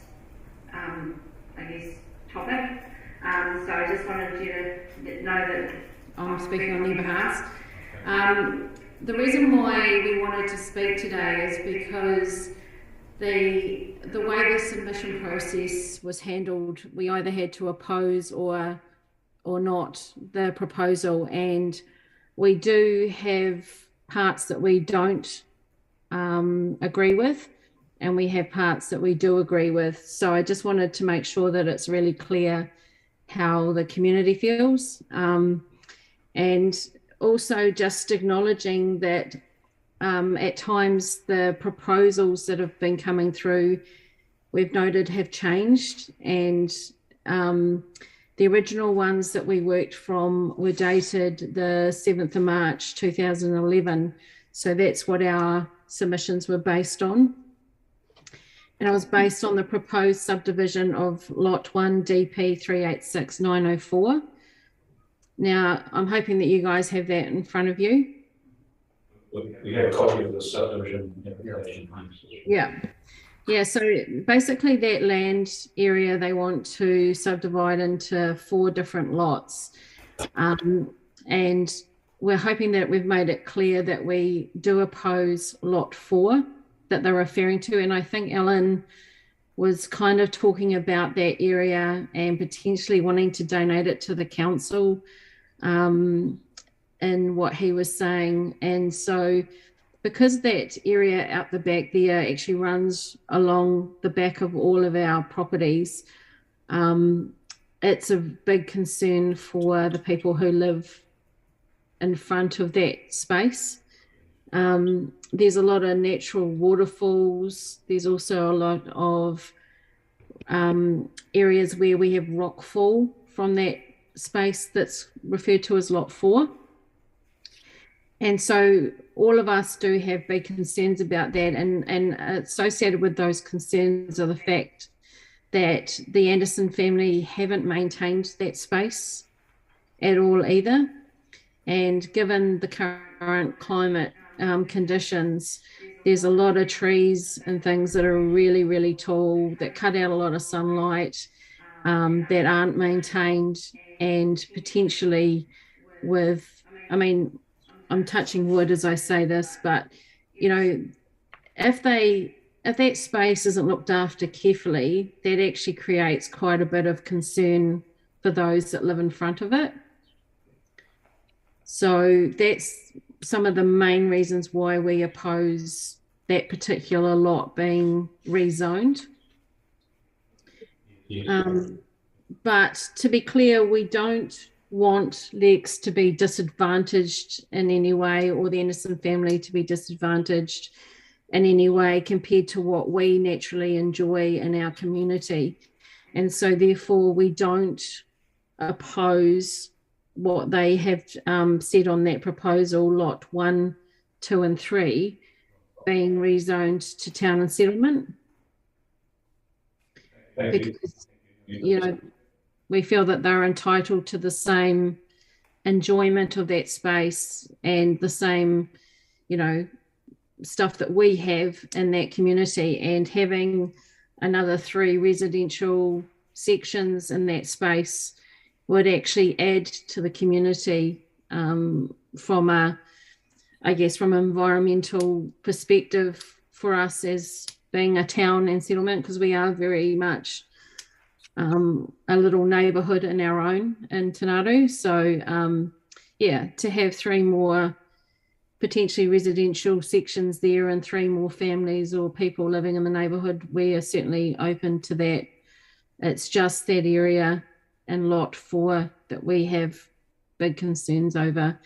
Lex has also talked to the community about allowing us to maintain that area ourselves, and also to plant native trees and do things like that. But we haven't yet seen anything in writing, and we do see that plans tend to change and there's no notification of that. So we don't tend to hold any stock in that kind of information that he's providing, unless it is something that is in a written form. But we need to make sure that that space is maintained and future-proofed, essentially. So that about covers what our concerns are, but we do want it known that we don't, you know, oppose him having the same, be allowed to have the same as what we have, essentially. Thank you for that, Ms. Lee. The way I understood the presentation was that those 3 smaller lots that, as part of the subdivision at the base of the hill is the limit of what they're seeking for rezoning. So they're not seeking the hillside to be rezoned. So yeah, your concerns about that have been taken on board and clarified. And what's in front of us is a proposal just to infill that the zoning to include those small properties at the bottom there, or one property that's subdivided. Yep. And that's probably my point, and that is a point going forward, that things aren't clear and they need to be crystal. Absolutely. Thank you very much for outlining those issues, and it has been clarified for us. So thank you very much. All right, I think that's probably all the questions we'll have. Yep. So it might be one more question. It's only that if only those 3 lots are the only ones converted and the other one stays at coastal rural, and it's got a less than a 6.8 hectare area, and it's on a steep cliff, it's unlikely to be able to put a building lot on that based on those, right? So just under its own zone, it wouldn't be able to take a house if it stays coastal rural. Does that help you at all in fears of Lot 4? I got part of that. Lot 4 is a coastal rural. If it stays coastal rural, and it's too small to take a building lot on it, so there'd be no building on that lot under the current district plan. Yep. So thank you again for coming on, Ms. Fleet. We've got no further questions. Thank you. Take an adjournment now until the next submitter. Thank you very much. Yep, thank you. So yes, we'll adjourn until 2 p.m. Yep, when we're dealing with Threat Law Place. Thank you.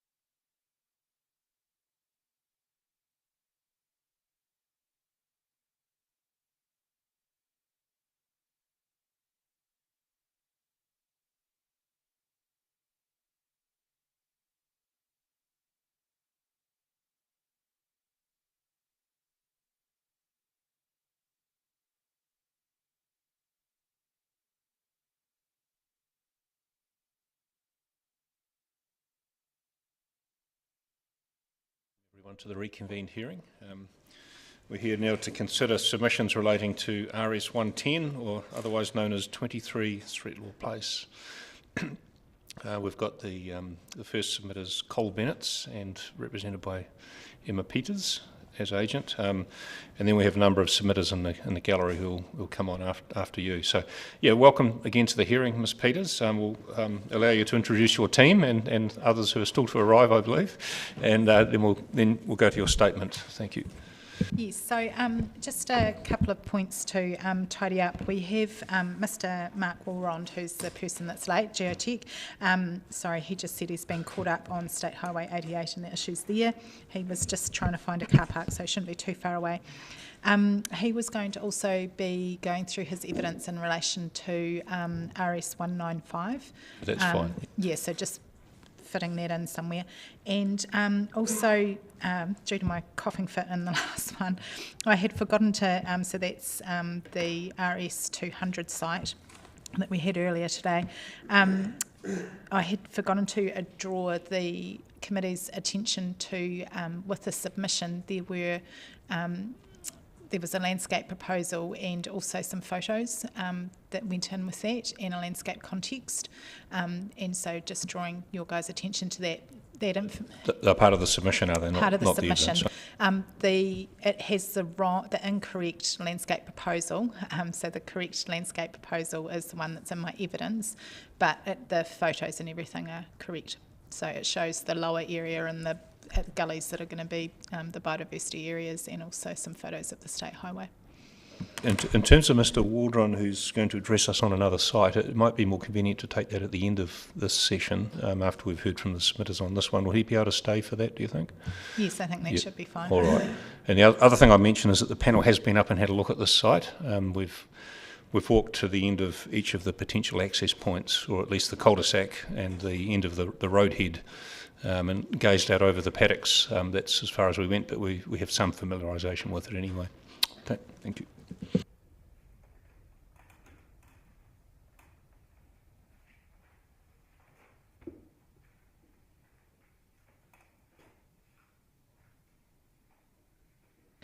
So I'll just begin by introducing everybody here with me. So I'm Emma Peters, Consultant Planner for Mr. Cole Bennett, who is here to my left, and he's the owner of the land in question. We have Mr. Hugh Forsyth, who is the Registered Landscape Architect, who provided the landscape advice and proposals. And we've got Mr. Scott Cookson, he is the surveyor, and he has provided the structure plans, information on access, including the potential one-way option and stormwater stuff. And obviously we'll have Mr. Mark Walrond for geotechnical when he arrives.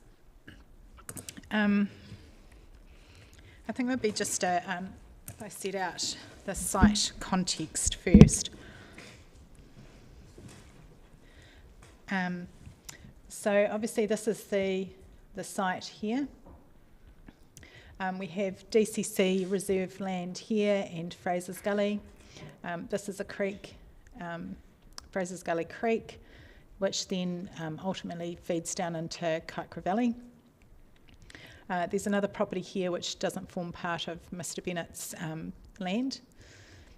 Currently access to this site is via Threatlaw Place over a couple of right-of-ways. So there's this one here, and also this one here that goes down there.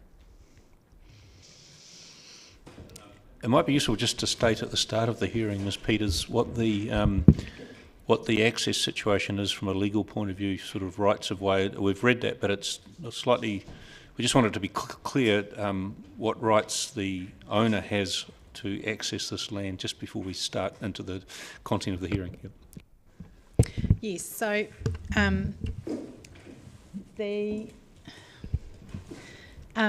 this right of way down through here is over 18 Threatlaw Place, and obviously the number of accesses that can come off any particular right of way are governed by a couple of things. One can be the legal easement itself, but also more importantly is the Code of Subdivision and 2GP rules around the number of accesses off rights of way. So that's 12 is the maximum. And I set out in evidence how many existing dwellings there are off the rights of way and what that leaves in terms of both of them. This one here is off number, Cole, please correct me because I always get this, 25, I always want to say 27 and I know it's wrong. 25 owns the land in here, and this is quite well formed in terms of demarcation between access way and what is the residential activity on this lot. And this obviously has fewer dwellings coming off this one, so therefore there would be more provision of lots from it. I think what I'm getting at is the not so much the council requirements, but the legal ability to subdivide land off a right of way that has shared ownership. That's what's the legal position regarding So that? are you meaning in terms of frontage or access across that lot? Just the ability across the right of way? Just the ability for more landowners to use an existing right of way that is what rights the current owner has to subdivide off an existing right of way. I just don't know the answer to that, so I wonder if you can help me with So that. my understanding, and I can certainly seek further, I almost feel like it needs like a little bit of a legal opinion, so I can get that for you. But my understanding is that as long as the underlying easement doesn't have any impediments to it, that you are then governed by, at the time of subdivision, whatever the rules are in relation to that piece of land that's been subdivided. And then you do have the issue of it'll have a different activity status because it doesn't have direct legal frontage, like the legal frontage is through a right of way and not directly against the street. But I can definitely supply a further statement about the legal It's really, I simply don't know the answer. It's simply that with requests for rezoning, the panel needs to be sure that the land, if it's rezoned, can be developed. And if there's no legal impediment in terms of access, that's something that's fine, but we'd need to know that, that's all. There might be a straightforward search to find the answer to that, hopefully. All right. So please carry on. I just wanted to raise that at the start.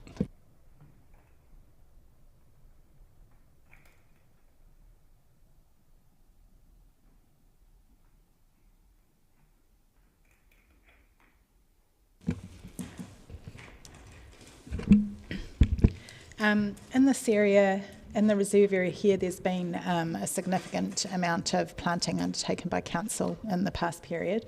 And there's also access walkway down through to the Fraser's Gully. There's, you can see on it quite a track coming up through the Fraser's Gully area. There's also down in this lower area, there is an existing pond that is sort of between the reserve area and the site. And I'm going to I think it would be quite useful on this one for Hugh to just set out at the start a little bit more of that landscape context, because I think it's quite key to this site, if that's okay.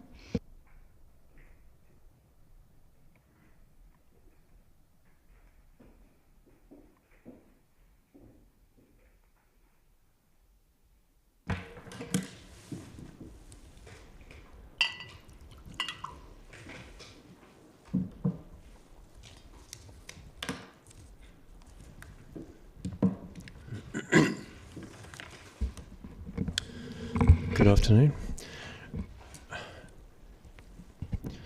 I've completed a short landscape report in response to the Section 42 report and primarily addressed the issues that Luke McKinley raised. But I'll just talk a little bit about the site. As you will have seen when you've been on site today, the central road area is an existing farm track, and it's quite gradual down through the western side of the site, and there's a gully towards the east, and there's some quite steep land on the eastern side, and there are 3 lots down there.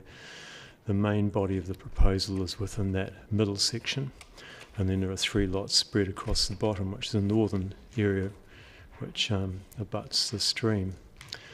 The lower part of the site is quite wet, and that's where the stormwater pond is, which is shared between the 2 well, it's mostly on the recreation reserve at the moment. I also visited the site today, and I note that there is no extended council planting between the site boundaries and the stream. It's primarily to the west, and the path also runs to the west of the boundary. But the proposal includes an extension of that pond and wetland planting around that, as well as a 5-metre band of planting across the bottom to try and replicate or extend that reserve planting. And I had a quick look at that and looked at it about 1.5 years ago, and some of it's getting up to about 1.6 metres, so 5 fingers, and there's lots of lemon wood at about 1 metre. The stormwater planting is going well, so planting's established really well in there. Cockatoo are about 1 metre and Tota are a lot smaller, which is to be expected. The stream edge has got a lot of Carnica in it further up, but along the edge it's mainly fuchsia, and there's a water meadow which runs out to the stream edge, and there's also a bridge that runs across the bottom northwest, northeast side, actually crosses the stream. I'm not sure how that relates to the site, but there is physical access there as well. There's no indigenous vegetation on site. There's a large oak tree which has been identified by Mr. McKinley as a kind of marker point, and I agree with that. There's some eucalypts which are of no particular value. I also note, which I haven't mentioned I don't think I mentioned in my report, there's an old hawthorn hedge along the eastern boundary which kind of reflects the farming origins of the area. It could be trimmed. In response to the issues that are raised, which are primarily visual amenity for the surrounding residents, both the Council Section 42 report and myself, I agree that the primary focus of the land above is towards Fraser's Gully and the bush escarpment that runs across that you face. Though when you walk along the track, the reserve side of the stream, you do look onto this land, and it's a really nice track that runs up from the playing fields further down, about 1 kilometre downstream. So this area does have amenity, but it's not part of the recreation reserve. It's not zoned for that purpose. So the planting aims to, I guess, fill in the gaps. You'll still have filtered views through to the housing on those lower areas, but it won't be a direct view. I mean, 5 metres wide is quite a distance. It would be at least from myself to the chair, or the screen behind. And then in response to housing on the site, there's 2 issues. One, looking at it from the reserve, which is picked up in the Section 42 report, and also for those looking down. The houses on the extension of Shretlaw Place are quite elevated. In fact, we'll look over most of these houses, but the conditions are set out to try and respond to that as well. And they include controls on the building size, the roof colour, and also the wall colours, so to lower reflectivity for views onto the site, but also not to make them too vibrant when looking down onto them. The second part of the, I guess, landscape response is to run a couple of bands of native vegetation across that site. Once again, it's not that steep, so the aim is not to create a forest there which will enclose anyone's views in the future and cut out their sunlight, but it's considering the slope of the land, so there's sort of shrub species and those bands that run from west to east. And then, as requested by Council, which I agree with, is planting up the western boundary, which will link into... Actually, Council didn't request planting along there, but I consider that it would be a good link to the surrounding landscape. It will also provide some shelter from wind from that direction. And there's a post and rail fence detailed on that side as considered an appropriate condition in the Section 42 report. I think that's about all I have to say. See if the panel have any questions. First of all, Commissioner O'Malley, have you got any questions? It's actually just a question of staff and subdevelopments near a waterway. There's a easement requirement, is there not? Yes, there is. Yes, there is 5 metres. Is it only 5 metres? Not an easement. It's a setback requirement. A setback requirement, yeah. Yeah. There's also Esplanade, I think that's an Esplanade reserve or strip. That's the. That's actually what I was by the thinking of, yeah. stars. Yeah, Okay. but of course that's from the bank. So Scott will be able to talk about that a little bit more, but it's from the defined bank Of the waterway. Yeah, of the yeah. waterway, Yeah. going back whatever the required distance is, depending on whether it's a reserve or a strip. So it So is maximum captured in of the site 20 plan. Yeah, so maximum of 20 metres if it's a Esplanade reserve. Yeah, And if thanks. it's a strip, 5 metres if it's a strip. Yeah, I think that's right. Emma and I's memories are. But it is captured in the site plan. Yes, it is. Yeah. Yeah.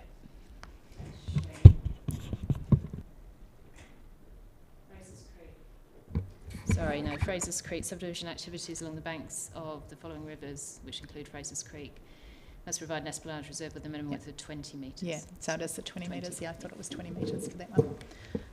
Thanks for that. We have a question Yeah, from... thank you, Mr. Chair. Just confirming, in the 42A report, Ms. McKinley suggests a number of mitigations. I presume you're happy to accept those?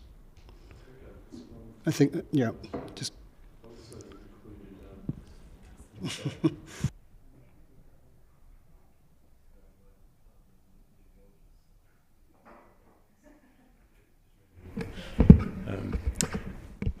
Yes, I think I've included most of the conditions and taken them a little bit further. Tried to respond to the fact that the bottom of the site is really a water meadow and a floodplain, and sort of picked up on that in the planting.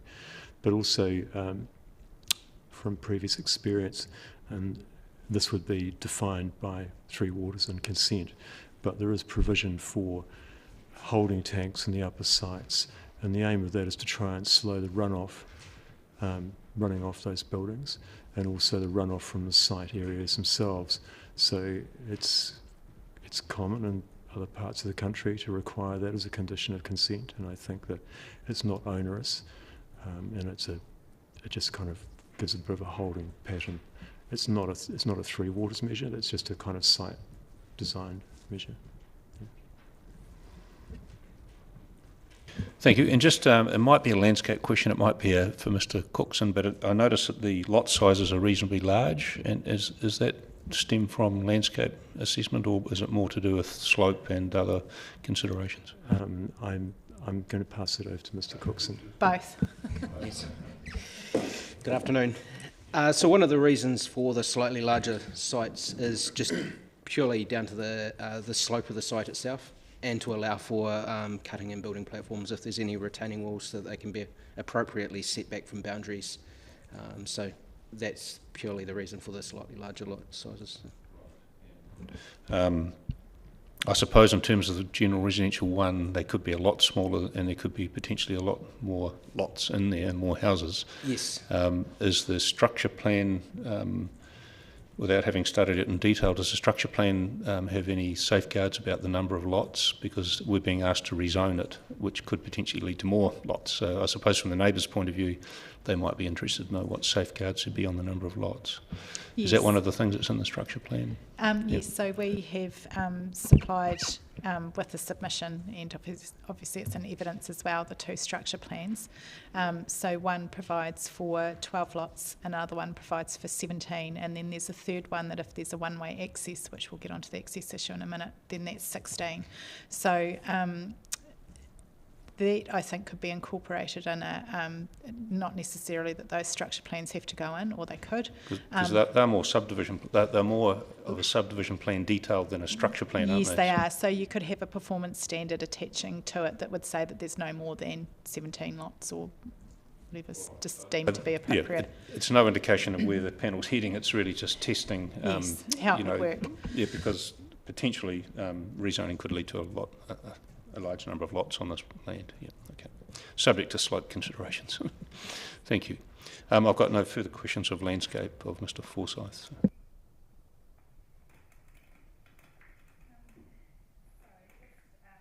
Getting back to the, that kind of segues quite well into the structure plans that were included with the submission. So we've got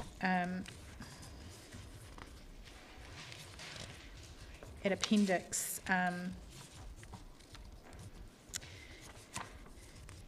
1A and 1B, we've got the two structure plans that were included with the submissions. So these rely on the access being provided almost solely through the 25 Threatlaw Place right-of-way, which would need to become, in these scenarios, legal road would be the ideal thing for here. So to talk about the access issues, currently we have right-of-way situations which provide for a certain number of lots, which I've set out, and just bearing in mind that I will get some legal opinion on that as well to provide to the panel.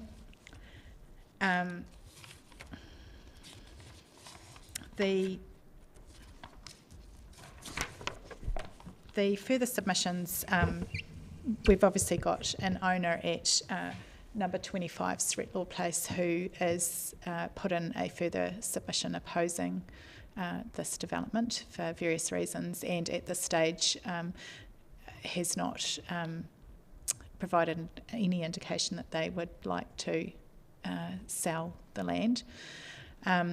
Set against that, just about all of the further submissions from surrounding neighbours talk about the issues that they have had both with the formation and also with services within that access lot. If this land was procured for this development to vest as legal road, then Mr Bennett's would be solely responsible for upgrading that formation and making sure that the services were at the proper depths or whatever the issues are in relation to that as part of the development works for this site. So it's a little bit, yep, yes. How would that work? Is that something that's being offered, or is that a matter of law that he would be responsible for it? So at the time of subdivision, so both. He is offering to do that, and that's stated quite clearly in evidence, and that's what he's offering to do. But also at the time of subdivision, it's a normal process for these kind of matters to be taken into account, and that subdividers often have to do the localised infrastructure upgrades that are required in order for their development to occur, and that necessarily can include transportation infrastructure as well as three waters, and that's not just limited to within a development site. So in terms of the procurement of that land, I mean, ideally there would be resolution reached between Mr Bennett's and the landowner, but there are other methods that are noted that are outside of this process, but that can be used to compulsory acquire that land if council's of a mind to rezone it, and that has been used in other circumstances around the country at various times. Mr Bennett has also had conversations with the owners of 18 Threatlaw Place, and they have indicated a willingness to sell. We haven't got the property numbers on these maps, so need to identify where those are, please. Yeah. So the one that we were just talking about was this one here. Yes, and this is the owner in here. So that one there is the one that at this stage has not indicated a willingness to sell the land that's in the right-of-way. Sorry, this is the right-of-way here, and the owner is in here in number 25. That person owns all of that land? So they own this right-of-way, that's correct. That's all part of this block here. When you say they haven't indicated a willingness, have they actually expressed a willingness not to sell? A willingness not to sell. Not to sell, okay. Yes, and there's a further opposing submission from them opposing it. Well, yeah. Okay. Yeah. And then we have this access way here, which is belongs to 18 Threatlaw Place, which is this property here. Right. And Mr Bennett's has had a discussion with this owner, and there is a willingness to to come to some sort of arrangement. It hasn't yet been reached, but in terms of purchasing this access lot, obviously this is where access to the site is here, and there are, if this is made into legal road, then that means that there's issues with this in terms of the narrowness, but that is a potential access route as well. Mr. Bennett owns this little strip here. Okay, yeah. Thank you. Yeah, and then right around to All here. right. So this is where the potential for a one-way access can arise. This narrow strip here is, Scott, how wide is that? This one that comes out onto 18. 6 metres, was it? 4 metres in Wouldn't that be type 6. of. Yeah, yeah. So this is very narrow, and it would not, because of the existing residential development, would not provide for any passing bays or anything like that. So at Appendix.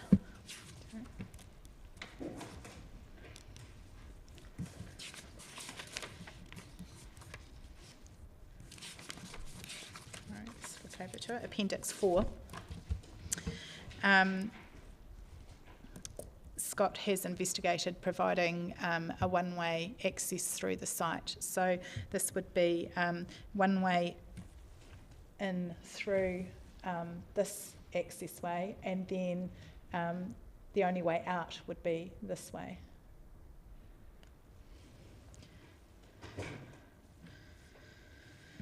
And that that provides for the 16 lots on that structure plan.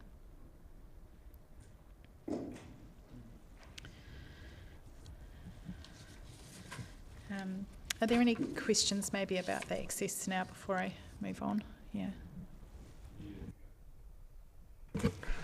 Oh, it's just as we're looking at that one way, and then obviously everybody's going out.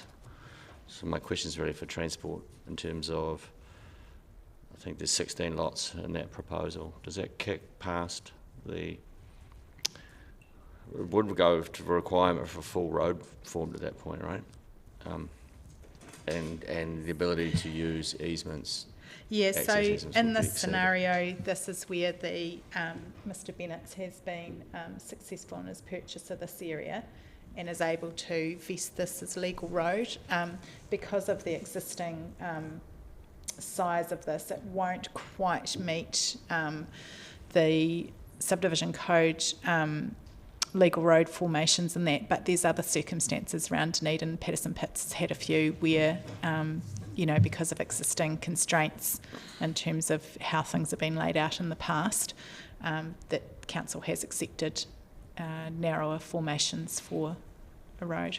So that accounts for going in, but then coming out, we've still got the issue as you come up to Strathlaw Place of that right of way. So this here would remain two-way. Yep. It's only out of the site you get that in, would be one way. and then you come out, but you still have to come back out the other end, right? And that. You would come out here. No, Yep. no. I mean, when you come away from there, you come out there still. No, So- you wouldn't be. You'd only going into the site. So these properties here would retain their two-way, Yep. but this is a one-way into the site. So you can only go in that way, and this part here of the site access would be two-way, but you can only turn to come when you're coming back up the hill. You can only go around this way and out. Oh, it's all the way out. Sorry. Yes. Oh, Yes. yeah. Okay. Thanks. Yeah. So the one-way only applies within the site. I guess whether they're coming in or out, at one direction they are using the Strathlaw Place easement though. This one here, that's Yep. right. On the way and in. So that in terms of the easement as it is, yes, that potentially, and that's what we need to get the legal opinion about. But then I do note that council can compulsory acquire land, and so. Well, the Public Works Act. Pardon? Is it a Public Works Yeah, it's Act? under a different piece of legislation than the RMA. Yeah, and I've set that out in evidence. Yeah, Yeah. Now that that's become clear through the course of questioning and so forth, and also the staff report, there is no, the landowner doesn't have legal access through Strathlaw Place to the property. It's owned privately by another owner. Is that right? has legal access in terms of easement rights, and what the question you've asked me is whether those easement rights provide legal access for the number of lots that we're proposing, which the number of lots are governed by, if it's going to stay as right-of-ways, are governed by the council rules as well. And so that's the legal question that I'll seek. That's right. Yeah, and but also, there is legal access at present, yes. And also in the 42A report, the officer has said that the council's own requirements for upgrading the access to a road standard or whatever requires consultation with owners as well through a council process, I understand, and that we've been told that's problematic, potentially problematic. So that's the other aspect. So there's a legal access and there's a council consultation requirement, and then there's potentially a Public Works Act issue as well. Yes, so the consultation in terms of an upgrade of the road, that's pretty kind of standard process, but that would rely on either this owner here agreeing to sell the land or a Compulsory Works Act process. Just before we finish that topic, I'll just ask the officers to respond later, if need be, on whether council would have an appetite for invoking the Public Works Act for a piece of land that they're not actively promoting as part of their own variation 2 rezonings. In other words, it's a private block of land, it's a requested site. Would that depend upon the panel's decision in terms of rezoning, whether that is a material matter we should consider? Okay, so they'll reply on that too. Thank you. Probably move off transport for the moment. Yep. Thank you. Okay, so the next thing that I would like to talk about is the three waters. So there is localised capacity, infrastructure capacity for both potable water and for wastewater. The wastewater would require a pump given the terrain, and it would need to be pumped back up. So the wastewater issues that are raised in the Section 42A report and in the Three Waters evidence is to do with stormwater infiltration of the wastewater network down quite some distance from the site in Kaikoura Valley, and then again out at South Dunedin. Those are wider infrastructure issues that council has an obligation to deal with, and is in the process of trying to understand them and put timeframes and funding and all that kind of thing around. In terms of stormwater, we've shown an indicative area for a stormwater attenuation, and Mr Cookson has also provided some evidence about the likely amount that would need to be attenuated, and I might just pass over to him now if that's okay to discuss that a little bit more. Yep, sure.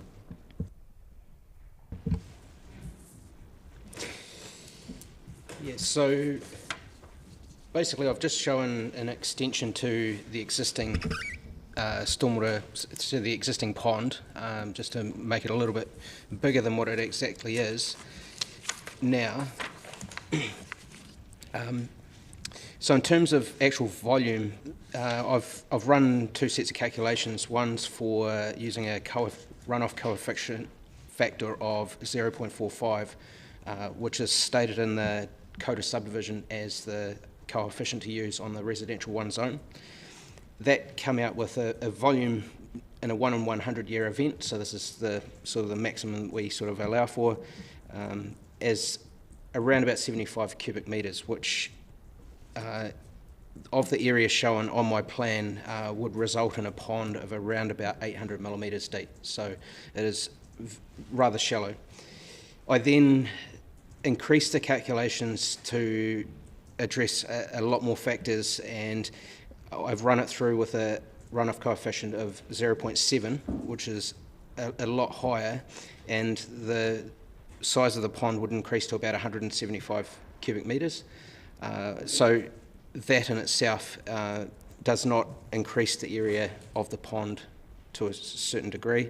It just be slightly deeper and yeah, around, you know, double in size. So there's certainly enough space available to incorporate a full stormwater management area to manage all the stormwater on site, and it would be in conjunction with the landscape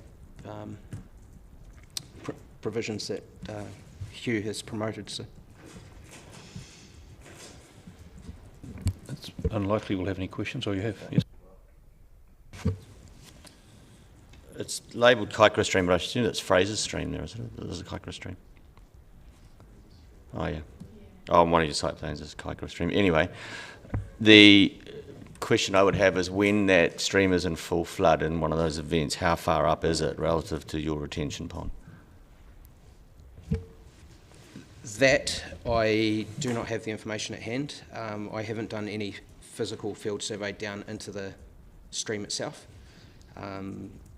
But yeah, that's something that certainly could be looked at, and given the slope of the land, the stormwater management area could be raised, set up the area a little bit higher.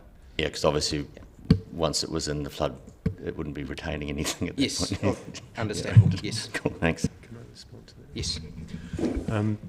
I noted when I was on site today that the bank just above the site to the west rises, so where the native planting is, where council's put it in, the bank actually rises up away from the stream there. I mean, it could be swept away in a major flood, but at the moment I think there's a bit of a barrier between it, being part of the main floodplain. But those who live around the area would know better. Yeah, it'd be nice to get some certainty on that, because the Fraser's Gully track has been washed out quite a lot, and so it's a very active stream. Yeah, so when we were putting together the information, the ORC doesn't have very good flooding level or data up into this particular stream. It does for further down Kaikara Valley, but not up into this area. And when I rang Melanie Stevenson, had a chat to her about it from Fluent Solutions, there's no, she's unaware of any current modelling in this particular area. So I think that if it was rezoned, that at the time of subdivision there would need to necessarily be a performance standard attaching to the structure plan, and it is through NDMA provisions as well, that a stormwater management plan would need to be provided, and as part of that stormwater management plan you're going to have to go through those issues in terms of wherever you're attenuating water needs to be outside of a flood level, and that may involve in this case some modelling of that stream to get an understanding of exactly where that line is. And that could potentially result in it moving into some of the residential lots, but speculation, but we would need some surety that there's enough land to do that, and I think what you're saying is it would be assessed as part of the NDMA process under subdivision, is that right? Yes, or there can be a structure plan rule that requires it as well. And yes, that's correct, so at the time of subdivision it would be assessed, but there's definitely enough area within there to be able to have a stormwater management plan. And there are other areas around Dunedin where the attenuation pond has a bank that is a bit higher in relation to a flood risk, so that the attenuated area remains outside of that flood risk. Yeah, just a quick question for Mr. Cookson. I think in the 42A report suggested 20% of the land would be needed for stormwater attenuation. Is that right? So your evidence is contrary to that? Yes, so that's correct. What we've done, I tried to obtain from council, from Mr. Jared Oliver, the attenuation assessment that council had undertaken and did not receive a copy. So we've undertaken our own attenuation, and the difference in terms of as a matter of depth, how deep the pond needs to be, rather than the actual the additional area. It's going to be the depth of it. That will tie in slightly in terms of making sure that continues to work, but there's all sorts of ways that they do that in terms of stormwater management plans. Yeah. That's a valid question, certainly, because 20% is quite a large part of the site. So, these officers won't be able to deal with that, but the people who advised you, the Three Waters, whether they've got enough information from today's hearing to be able to respond, I'm not sure, but we'd be interested to know whether any further assessment is required of the proponents. It did seem to be quite extraordinarily high given other developments that I'm involved in, and Scott would be involved in as well, in terms of the stormwater management areas, attenuation areas that are required. Further questions of Mr Cookson? Yep. So, was there anything that you guys wanted to ask in relation to the wastewater issue?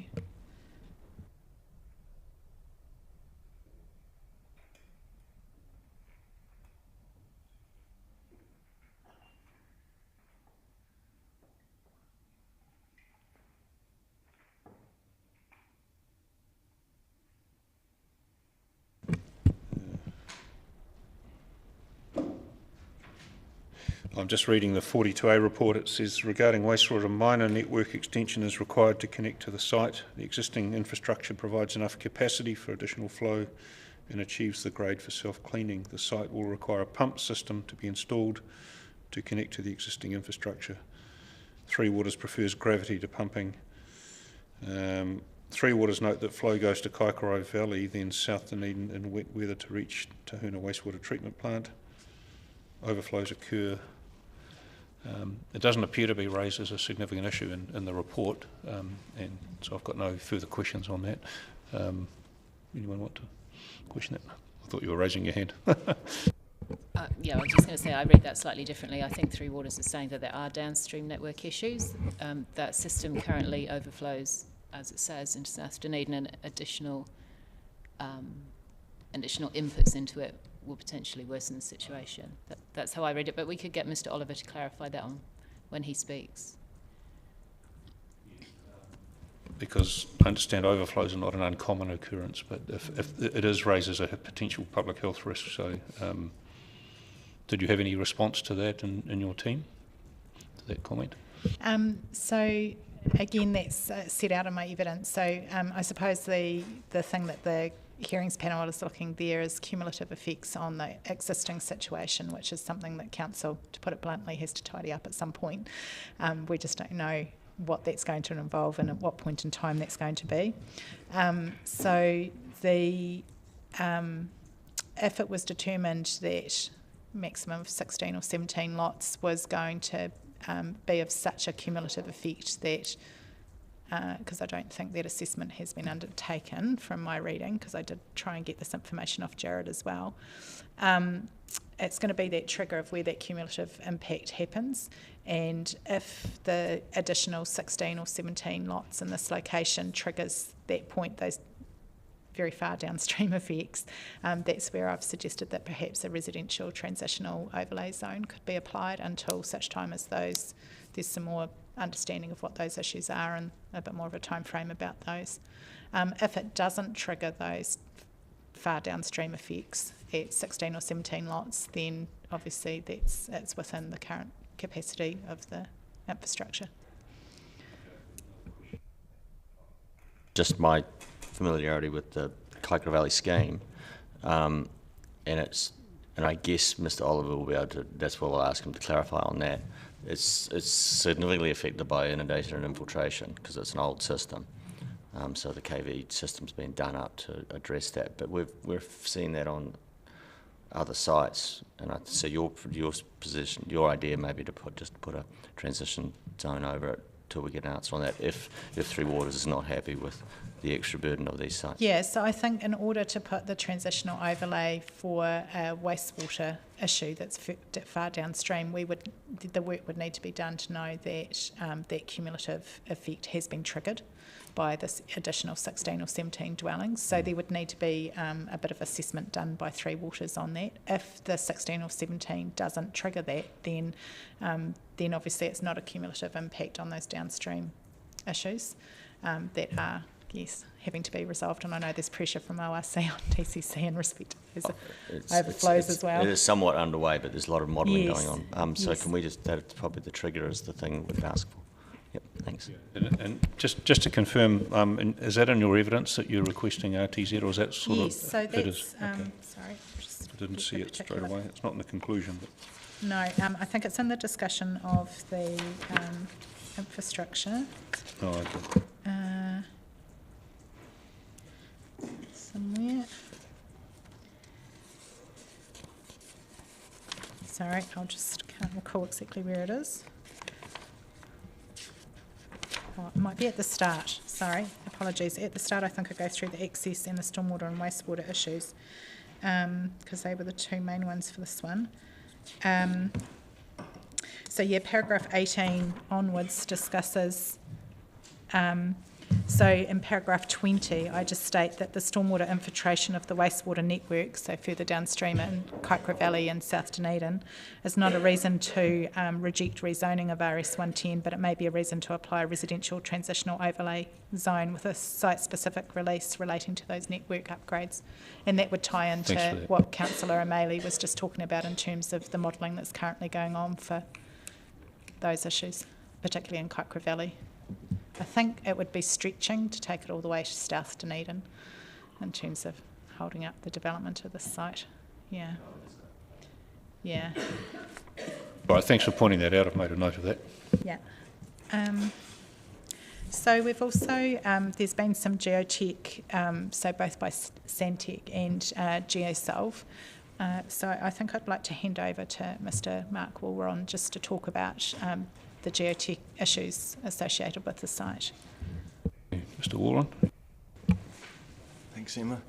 Firstly, apologies for being late there. I hope I didn't cause any disruption. So my name's Mark Woolron. I'm a senior engineering geologist at Geosolve. The author of our report is away at the moment, but I did review the report, so I can speak to it. In general, the overall slopes are pretty gentle, just over 10 degrees, so no real geotechnical difficulties with terrain like that at all. Just looking at the hazards, the main ones that pop out are GNS, who did some mapping and identified an ancient landslide over part of the site.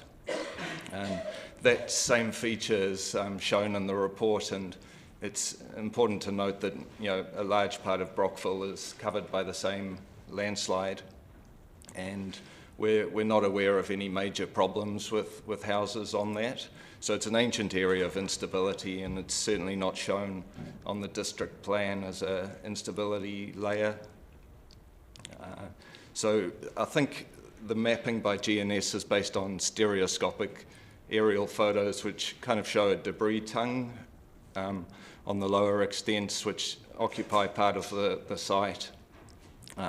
And typically what happens is soil washes down, so good terminology for that is slope wash debris, so not necessarily anything to worry about in terms of activity. So I'm pretty comfortable from the slope stability point of view, and Council have in the past been happy with subdivision on ancient landslides, provided there's enough geotechnical work, and in this case we'd recommend test pitting in any case, which is conventional.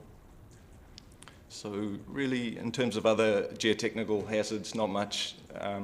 There can be drainage, groundwater issues in this area because it's Caversham sandstone, and that rock type can lead to some spring flows, but it's the kind of thing that can easily be addressed with deep subsoil drainage. So really that's just a summary, and you've read the report. So yeah, some of the submitters raised that as a potential issue, and so thanks for responding to that. And also the 42A report, overall from a hazards perspective, the site is considered developable, and that. So you're agreeing with that assessment, is that right? Yes, okay. That's Stantec's view. Yeah. Any questions, gentlemen? No. Okay, thank you. No further questions on that. Just before I finish off, I'd also like to get Mr. Bennett has prepared a bit of a statement just about kind of his vision, I suppose, for the site, and so I'll hand over to him. Thank you. That's good. Thank you, Mr. Bennett. Good afternoon, and thank you for the opportunity to speak. Just a brief background on me. I'm from Roxburgh, Central Otago, grew up on an orchard farm there, studied in Dunedin, and recently throughout my career I've sort of worked extensively over the world, and now I've recently taken a job here in Dunedin, and I plan to sort of stay here and sort of see my long-term future here. I bought 23 Stretlaw Place about 2 years ago, and since then I've tried my hand at farming on the small bit of land, and it's, you know, I guess you don't have to be a farmer to realise that it's sort of not big enough to be a viable piece of farmland. And also, just due to the location being on Fraser's Gully walk track, and as well, there's a few dogs, people walk their dogs and stuff through that area. And I have had, and still sort of recently have, incidents of dogs chasing the sheep around. And unfortunately, August last year, I had 3 sheep that were killed by a dog, and another 2 that were seriously injured, which, the vet ended up having to put one down. But I just want to raise the issue there that just, I understand that it's not big enough. I didn't buy it to be a farm, but just the difficulties of having livestock in an area like that close to residential and a walking track. I guess I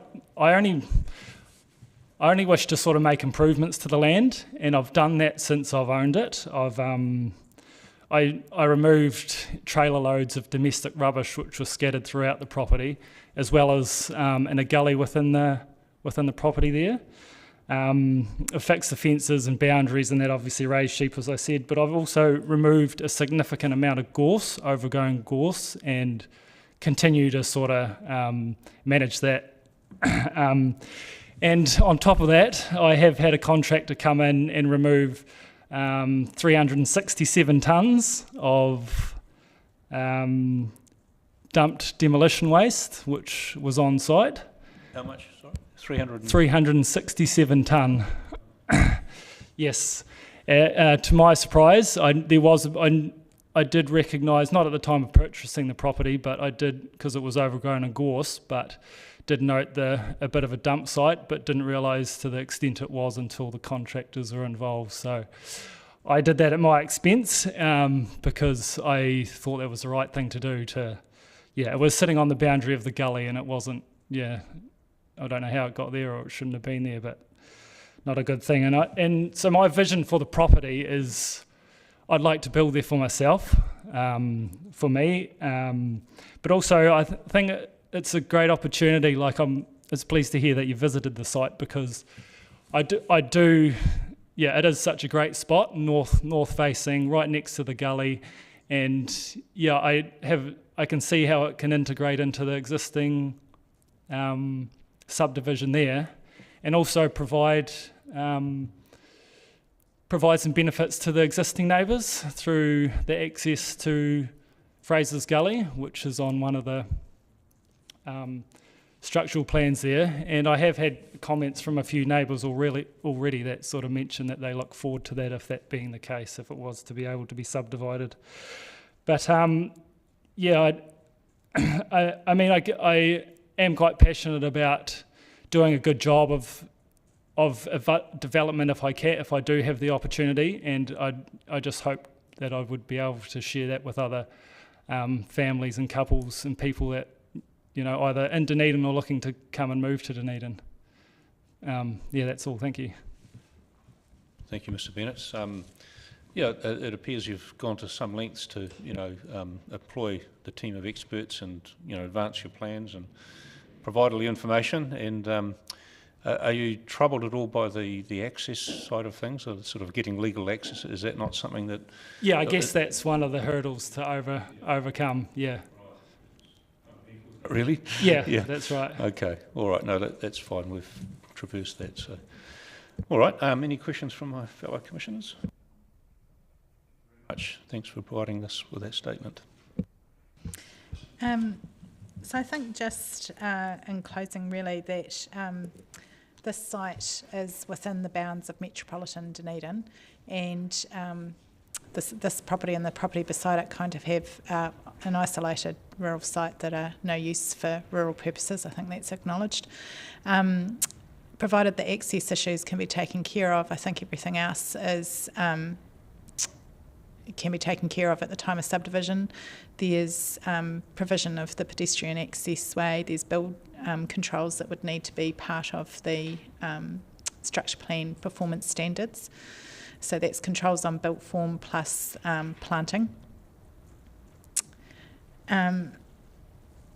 And also that would include a performance standard in relation to the pedestrian connectivity into Fraser's Gully. And in my evidence, the latter part of my evidence, I'd go through all of the policy criteria, and this site stacks up very well in terms of rezoning, provided that the access question can be answered. So I will come back to you with that legal opinion. I think we've talked about the access enough, but I think you understand the concern we might have that if we're rezoning a block of land, we need to know it can be developed, that there's no showstoppers.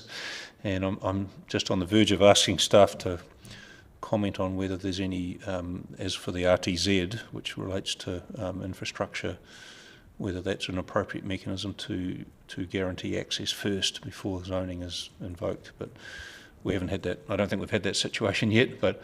so I think I do discuss that in my evidence, that it could be used for both. The well, it's RTZ could be used for, yes. Because it's transportation infrastructure, okay. And there is the GF11 site where the RTZ is in relation to transportation infrastructure, so, and that was put forward by council. So it can be used in that way, and so that is an option for this site, is that it's slightly different in that this one is in private own, the access is owned privately, whereas the other ones are public roads that need upgrading potentially. Yes, but there is the potential then for the time for negotiations to go on with that landowner and or the compulsory works, compulsory acquisition through the Public Works Act. All right, no, look, that seems fair, and I must stress to the submitters that we're jumping ahead necessarily because we need to understand that if we are of a mind to rezone it, that it is a viable proposition. So we have yet to hear from you, and we will reserve our decision, obviously, but we're just exploring the mechanisms for rezoning should we wish to go that way. So thank you. We'll come back to that. All right, and that's your presentation? Yes, I think that's it, unless you had any final questions. No further questions, and I noticed that we've got submitters due to appear a bit later, but there's quite a few here. We might take a short break, and if the submitters are happy, we'll proceed earlier than planned. A lot earlier, actually, because... well, yes, you might. You might. No, there's no... because we're ahead of schedule, we're happy to spend longer with the submitters. If you need more time, certainly. Yes, certainly. So what we'll do then is we'll take a short adjournment and have a cup of tea and come back at 3:15 if people are ready to proceed at that time. Okay? Thank you. We'll do that. Thank you.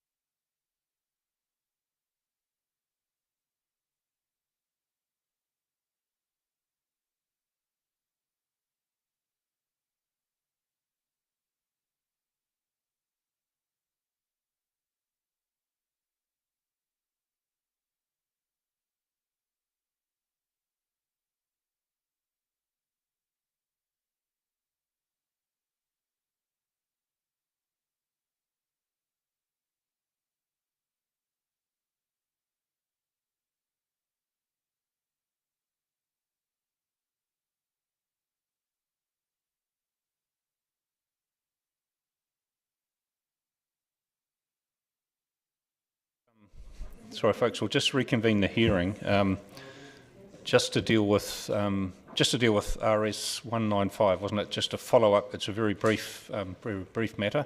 Mr. Walrond. Yes, so you didn't come with the team yesterday to do with that site, and if you could just summarise the key aspects of your report from that, and we'll see if we have any questions. Okay, right, so similarly we did a site walkover for this one as well, and generally it's a series of gullies, shallow sort of gullies that drain into the Taieri River, and some ridge lines. So most of the development is intended on the higher ground, on the ridges. No slope instability apart from a couple of minor slips, which can easily be avoided. And so from the geotechnical point of view, really very straightforward. There's a couple of active faults mapped through the site, the tea tree fault, but the Ministry for the Environment guidance on how to deal with subdivisions essentially means that residential use is a permitted activity for that fault. So really geotechnically no real problems. There's the flooding side of things as well, and our hydrologist wrote that section of the report, and I've just checked a couple of things with them as well, and as I understand you had a few questions potentially. Well, I don't know if we have any real questions, but we're aware that part of the site is lower lying, and Mr. Forsyth told us he'd factored that into his structure plan and the like.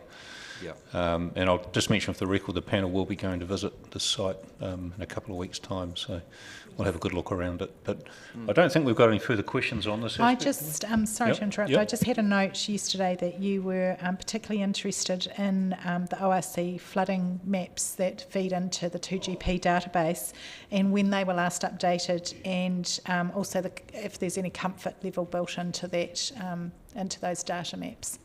Are you able to update us on that? Yeah. That relates to a number of sites actually. Yeah, so, many mines are good. Yeah. So in general, the flood hazard mapping is pretty conservative, and on top of a defining line for flood hazard, there's also a freeboard that gets applied, so it's kind of like a safety factor. So according to our hydrologist and his experience, almost whenever he does a site-specific assessment of flood hazard, it tends to be much more favourable than the hazard maps show. And the intent of those maps is really just to demonstrate that there could be an issue and it needs a look at. But in this case, the development itself is not intended in the gullies. Thank you for that. Yeah. I think that's all we need to know about that. So. Okay. Thank you. Okay, we'll close that matter. Thank you. Thank you.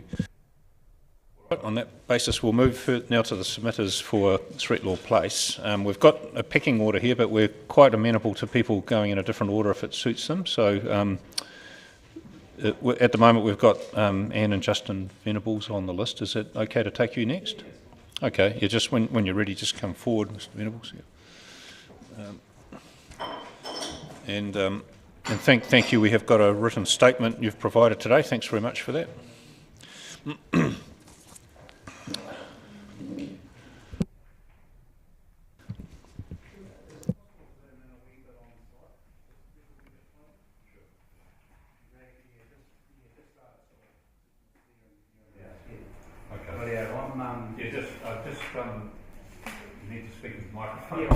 Sorry, yeah, just so we can keep it recorded. So thanks, Mr. Venables, and we just acknowledge you've provided a statement for us, so thank you for doing that. Yep.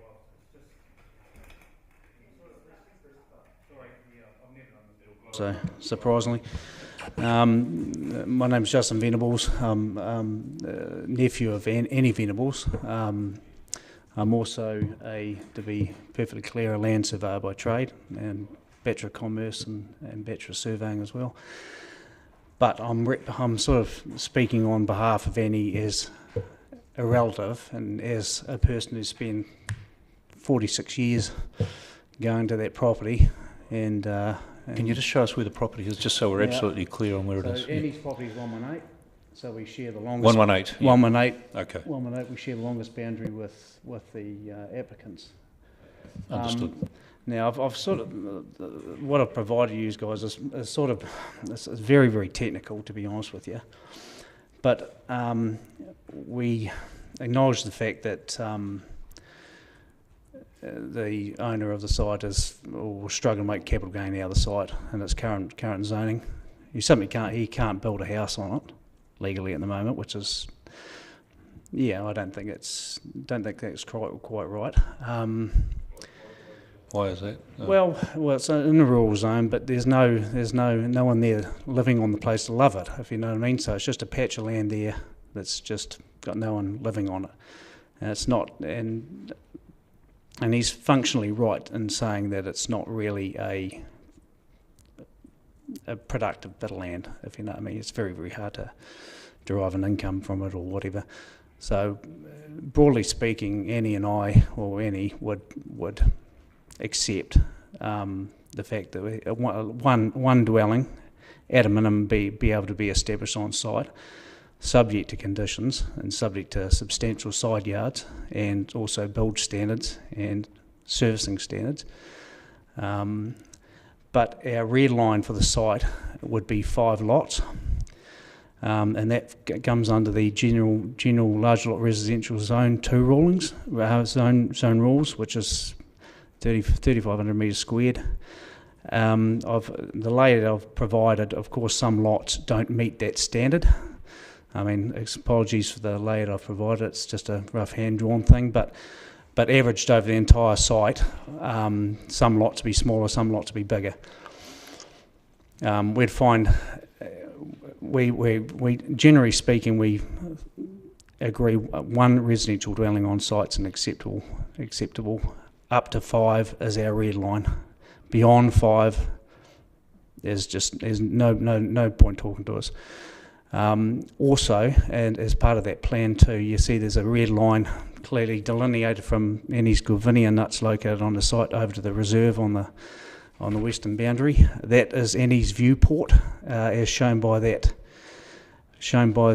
photograph at the back there. It's a viewport up the valley that we want to protect, and we don't accept any building in front of that line at all. That area of land is to remain effectively grazed slopes. And we do agree that 5 metre riparian planting zone on the south side of the stream reserve there is a good thing, as long as it's planted out in native species. Now, I'm not going to go over all the details of what I put in my statements here, because it's very, very prescriptive.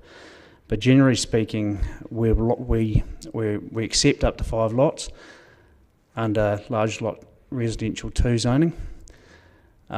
We want the hedge line on the east boundary of his site, or the boundary shared with Annie, to be legally protected by covenant, and also fenced 0.5 metre inside his property all the way for its full length, and that fence line and the hedgerow is legally protected by non-tampering covenant.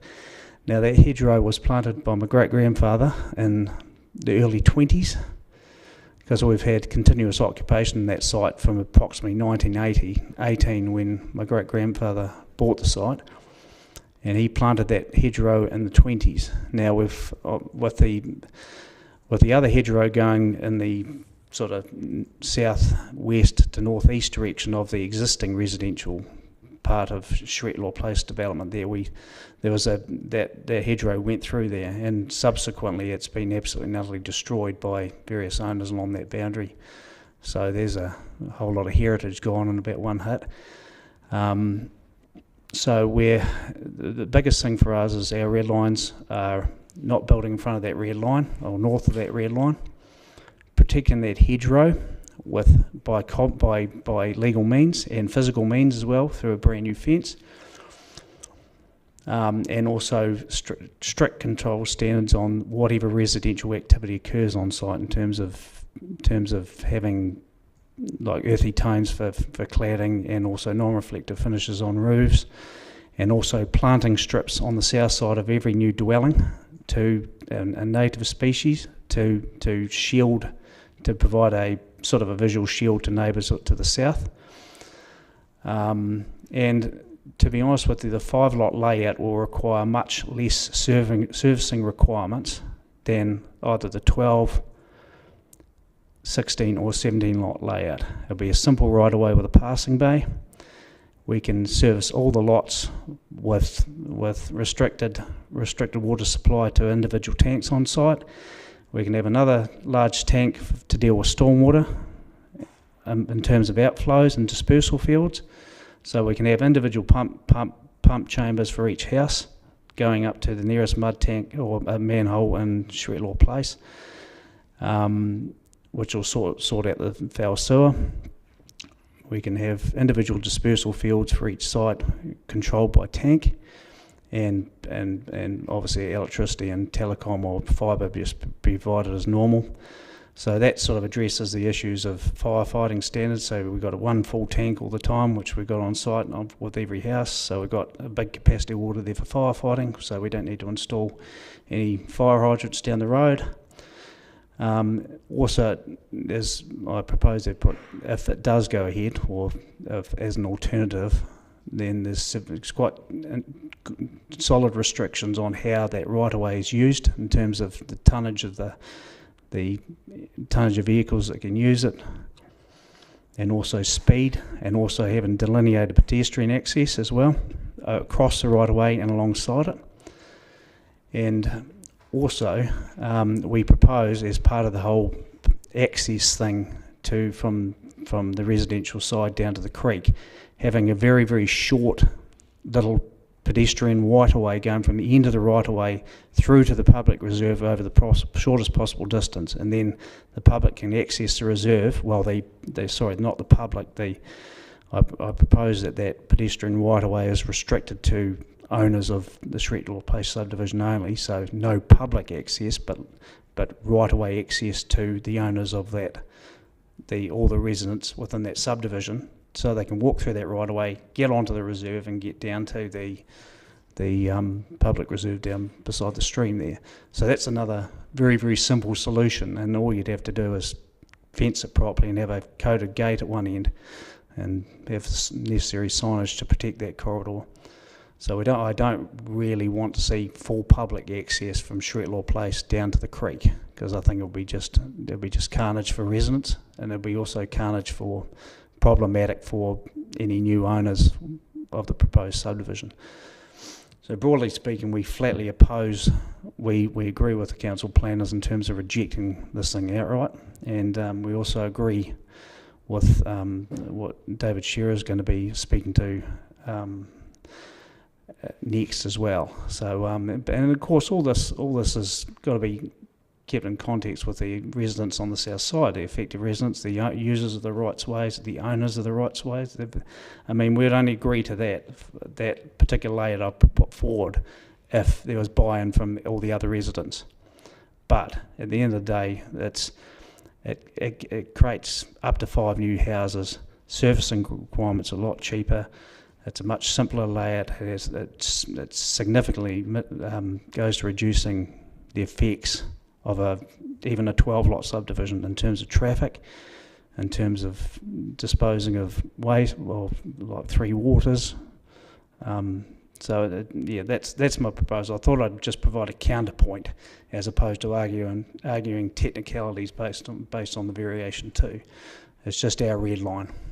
But there's certain things that have to be met in order for us to sign that off, if you know what I mean. But I apologise for the quality of the plan. It was something I just chucked together when I had 5 minutes, if you know what I mean. But look, that's fine, and thank you very much for putting that together. There's a lot of thought gone into that. We appreciate that, and it'll be interesting to get the owner's response to a reduced. We didn't ask the owners to comment on that, but now that we've seen it, it would be useful to hear their response. I don't understand why reduced density wasn't proposed in the first place. Because it's like, yes, we need additional housing capacity in Dunedin, agreed. But to be honest, we're going into a time where we're looking at oversupply very soon, within the last 6 to 12 months, with the next 6 to 12 months, and we're entering a very, very different phase with higher interest rates and everything. So the demand for housing capacity might not necessarily be as high as what it was 2 or 3 years ago, if you know what I mean. That's also reflected. But also there's still demand out there for people to have large semi-rural lots with a nice outlook. And so we can give that as part of what I'm proposing, without having a massive impact on neighbours, especially to the south and on the right of way. But we just flatly reject what the layouts that have been. We object to them, yeah, and we agree with council plans in regard to rejecting it. Thank you. I'll just see if my fellow commissioners have any questions. First of all, Mr. Walker, Commissioner Walker. Yep, thank you, Ms Venables, and it's a better effort I can make in 5 minutes on a map. No, that's fine, yeah. Just confirmation, and thank you, it's very detailed, that you're not, but subsequent submitters will be talking related to the access on Stratlaw. That's nothing to do with you, obviously. That's right. Our main concerns, or Annie's main concerns, and to be honest with you, we've learned from experience of dealing with Russell Waters with the last subdivision here. It was absolutely terrible. And as subs, can you drag the side across up and just up a bit? In fact, there was no further subdivision clause on this whole thing. Was ridiculous. So this guy here managed to get 2 further lots in here because he owned the right of way, met the area requirements. Or was there no further subdivision clause put over the whole subdivision at the time? You know what I mean? So right away we've had issues there, and there was a whole lot of things that weren't done that were meant to be done. So at the time I wasn't a surveyor, so of course I didn't have any knowledge or input into what should have happened there. But we've learnt from experience, and we will at least exert a wee bit of influence on what happens next door, because my auntie has no interest whatsoever in subdividing our property, and broadly speaking, I mean, she's only got me and my brother. She doesn't have children of her own, so me and my brother got no interest in subdividing either. But then again, our children may, if you know what I mean. Or we just don't know what's going to happen 50 years down the track. But yeah, we just want the red lines are no build north of that red line. That hedge has got to be protected, and there's got to be really, really tight controls put on. The location of the building platforms have got to be actually legally specified and located and shown to us before we sign anything off. And there's got to be strict performance standards put on in terms of bulk location off existing side boundaries, in terms of height from existing ground levels, finishes, what other structures can be built on each individual building platform, just so it looks nice, if you know what I mean. It does have the visual impacts reduced because it's not clashy with the environment. But just on that, I'll call them the applicants, they brought along Hugh Forsyth, the landscape architect. Yes, he nominated some controls, admittedly for a lot more lots than you're prepared to accept, but he did suggest some Yes, and I heard that and acknowledged that whether or not he's gone into like per building platform shrouding planting is, I think he's, by the sound of it, he's proposing one line of trees at the very top there, or shrouding planting just to break the subdivision from the back ones, if you know what I mean. But we're actually proposing sort of each individual building platform has their own native tree planting behind it, just to soften the whole thing. Yep. But just to reiterate, what we're doing today is we're considering potentially rezoning this land. Yes. And if we do, it would require a structure plan. And, yes. And the structure plan we could potentially specify the number of lots and the types of controls, and then the officers. Of course, yes, I understand that. Yeah. But the points you've made would be considered. I'm sure they would be considered absolutely, by the officers. Yeah. And I believe my role here is to provide an alternative, as opposed to arguing technicalities in regards to variation to housing capacity. Because to be honest with you, David's covered all those details. So it's just to providing. Okay. Yeah. Got no further questions, but thank you again for coming along, Mr. Venables. So good. Thank you. Thank you. Thank you. And Mr. David and Sarah Shearer, please come forward when you're ready.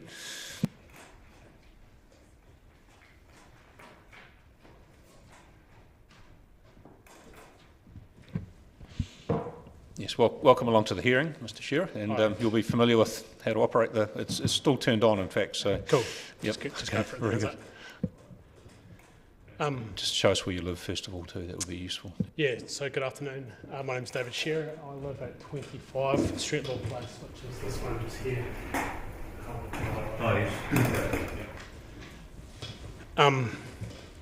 I live at 25 Street Law Place with my wife, Sarah, and our two preschool-age daughters, Lucy and Hannah, who couldn't be with us here today.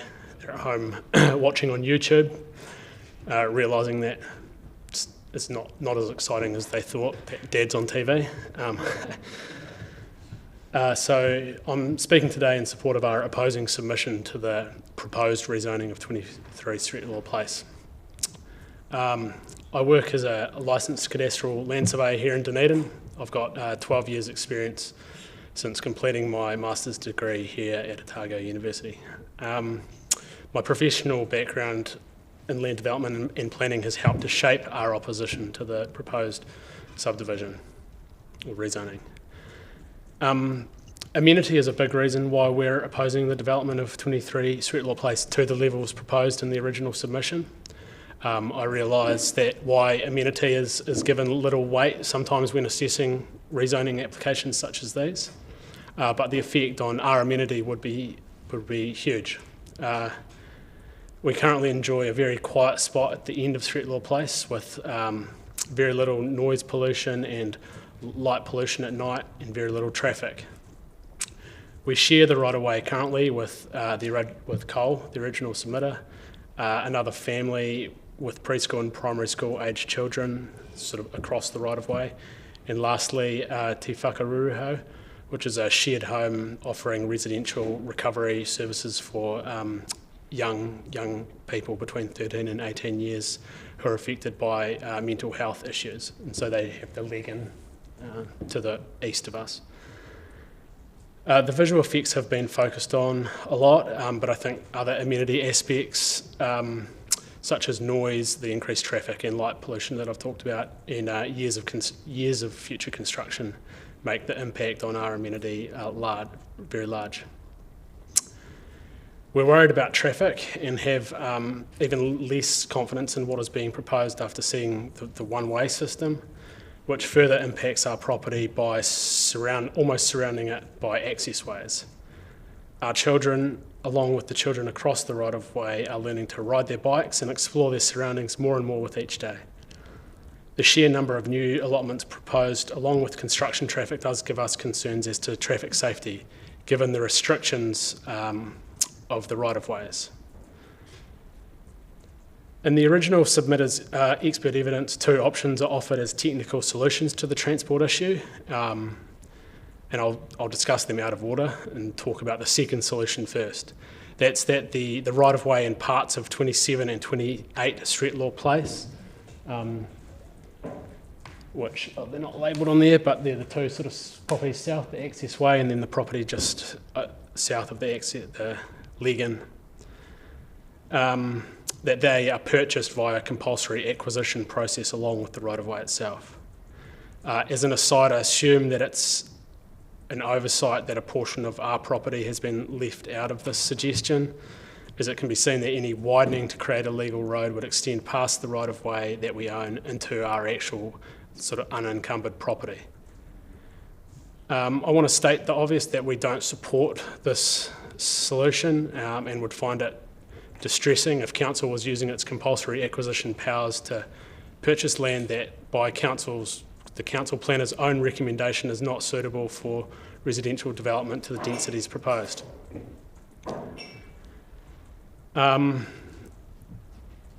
It was raised that the original submitter might purchase the right-of-ways, and I guess I don't understand how that helps that much. Like there's still several people that have rights that they would have to surrender, I assume, to create a legal road. And that's just an aside that wasn't in my original notes, but I just wanted to point that out. My next point concerns paragraph 14 in the expert evidence, which sort of a correction, and I believe that the right-of-ways have been confused. It's stated that the majority of further submissions spoke to ongoing issues with the formation of the right-of-way A and the need for that to be upgraded. Right-of-way A is R right-of-way. So I count 2 submissions that specifically discuss right-of-way A, 4 that specifically discuss right-of-way B, 2 that discuss both, and 5 that don't mention either. So the reality is the opposite of what is being suggested. The other option put forward is the one-way structure plan.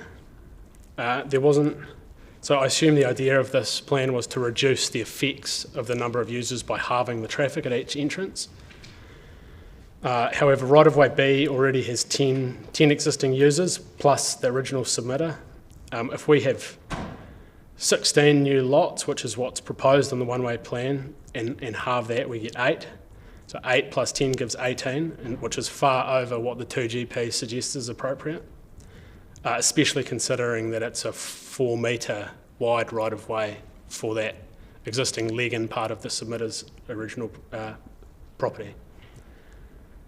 And then there are sort of other unexplained complexities that a one-way would result in. For example, how would the users of right-of-ways A and B be compelled to travel through the new subdivision?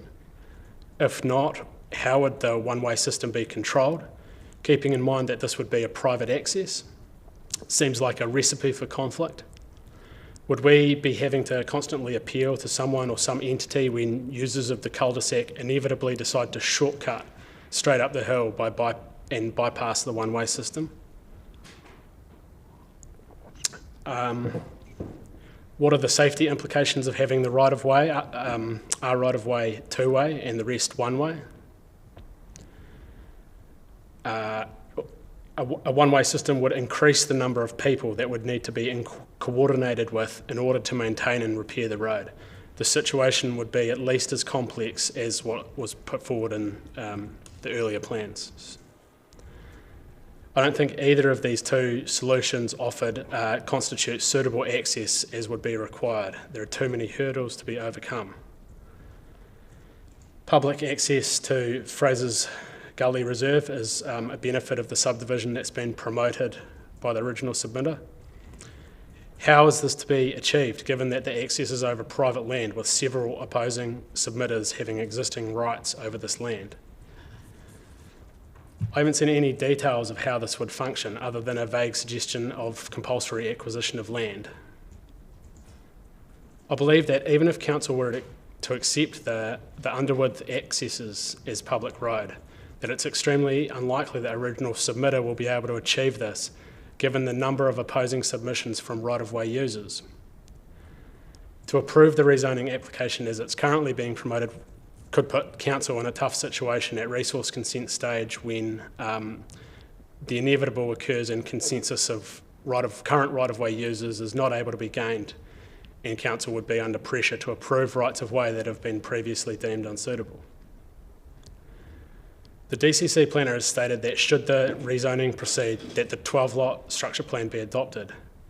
I see this as risky and know that council has had trouble with attempts to implement ill-thought-out structure plans in other parts of the city. And the East Tyree structure plan is a good example. I believe this is especially true with the one-way driveway plan. A last point I'd like to make is that even in the 17-lot structure plan that has been proposed, the average site is 828 square metres. Seeing as the minimum site size in the residential 1 zone is 400 square metres, is this proposal even within the scope of variation 2? The Section 32 report states that rural sites were considered for rezoning to General Res 1, Township and Settlement, and Large Lot Residential 1. Neither the 17-lot plan or the 12-lot plan, which has an average site size of 1,350 square metres, fit into any of these zones. The submitter has essentially conceded that they don't think the site is suitable for more than 17 lots. And so I see this as another indication that General Res 1 zoning is inappropriate. It might seem from all of this that we are opposed to development of any kind on 23 Sretlaw Place. This is not the case, but we are strongly opposed to development at the densities suggested in the proposed structure plans. We haven't had any indication that the submitter is willing to compromise on these densities. So that's why we're asking the council to reject that application to rezone outright. Thank you for hearing me today. I appreciate it's been a busy few weeks for everyone, and I'm happy to clarify anything that I've spoken to. Otherwise, that's my submission. Thanks. Just the first thing is if we can get a copy of what you've just read out, even if it's handwritten, if we can ask. Yeah, I've got 10 copies here. Oh, you have? Oh, yep. Thank you. Oh, right, very good. You had our full attention. We weren't reading from a page. That's great. No, thank you for that. I'll just hand over to my fellows commissioners first of all. Mm-hmm. Okay. Any questions? Sure. Any questions, Jim? Just reiterating your position is that you were not willing to sell any land to make that right away any wider. Not at the densities anywhere near what's been proposed. Okay, thanks. All right, now look, you've traversed a number of areas that are of key interest to us. You would have heard some of our questions about lot sizes and the like. In terms of the scope issue, I think it probably is within scope because the zoning allows for more intensive development, so what they're showing in this proposal is less intensive, so it comes within that sort of range of not zoning, keeping the zoning as it is to going to full GR1, but clearly the lot sizes are of interest. In terms of the pedestrian access, if you like, down to the stream, that would only be achieved if a legal road was put all the way through, as shown on the proposed scheme plan. It clearly wouldn't be available through rights of way, would it? That was a point you were making. I suppose you could make a public access and gross right if Cole was able to secure ownership of either of the right-of-ways. He could create that without creating a legal road, I assume, yeah. And just, I wonder if I can draw you a little bit in terms of the Mr. Venable's presentation. He suggested large lot residential 1, which would, in his view, result in about 4 or 5 lots. Are you able to comment on whether that would be acceptable? I think it was, large lot residential 2. Was it? Sorry, yes, sorry. Yeah. Which would result in 5 lots, and I think I think that's something that we could support, depending on what the structure plan looked like. In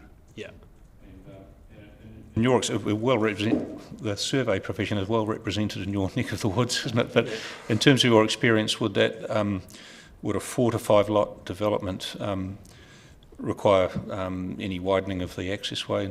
Would it be achieved within the existing area, do you think, or would it require acquisition?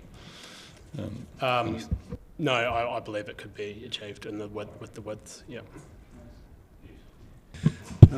Thank you. Just to clarify, because you spoke quite passionately about loss of amenity, but you are saying you're willing to accept from the rough plan from Mr. Venables 4 large houses immediately in front of you? I guess we're conceding that it is in a bit of unproductive land. I guess ideally we'd stick with the status quo, but it's I guess it's a compromise that we don't want to have to be fighting battles the whole time we're living there, and I understand why sometimes people need to develop, but I'm a surveyor, so I can see both sides. All right, thank you, Mr. Chair. I think your children and wife should be very proud of you. Thank you very much. No further questions. And the next people we have on the list are Helen and Miles Thayer. Thank you. Please come forward when you're ready. Thank you.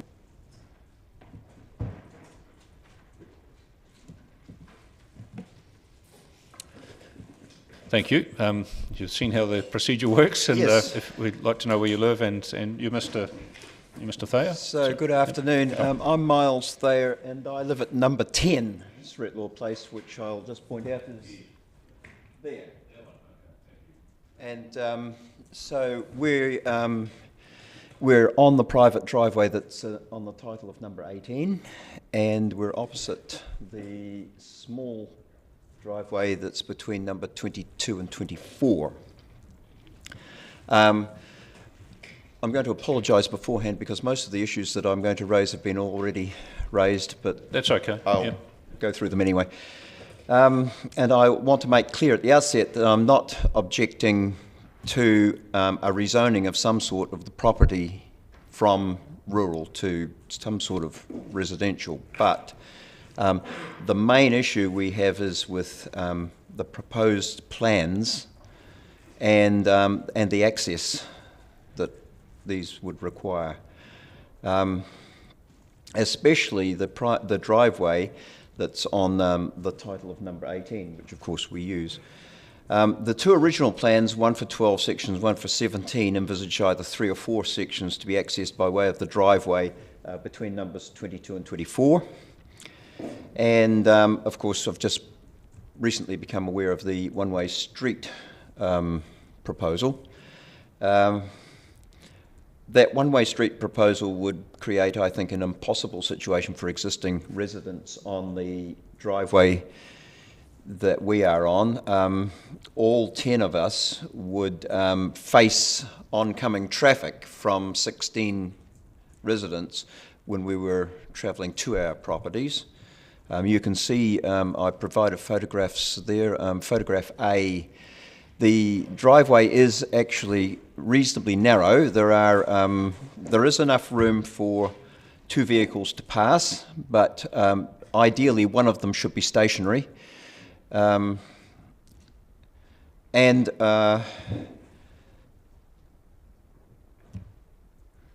think the driveway between numbers 22 and 24 has been constructed with the idea that it would service one section and one section alone. So the problem really with that driveway is when we have heavy traffic. It's simply not wide enough for 2 trucks to pass. That necessitates one of them making a dangerous reversing manoeuvre, and that's a particular hazard to pedestrians and especially children. There's also the problem of turning into this driveway into or out of the narrow driveway to number 23. We've already had experience of heavy vehicles having to use the footpath in order to complete that turn.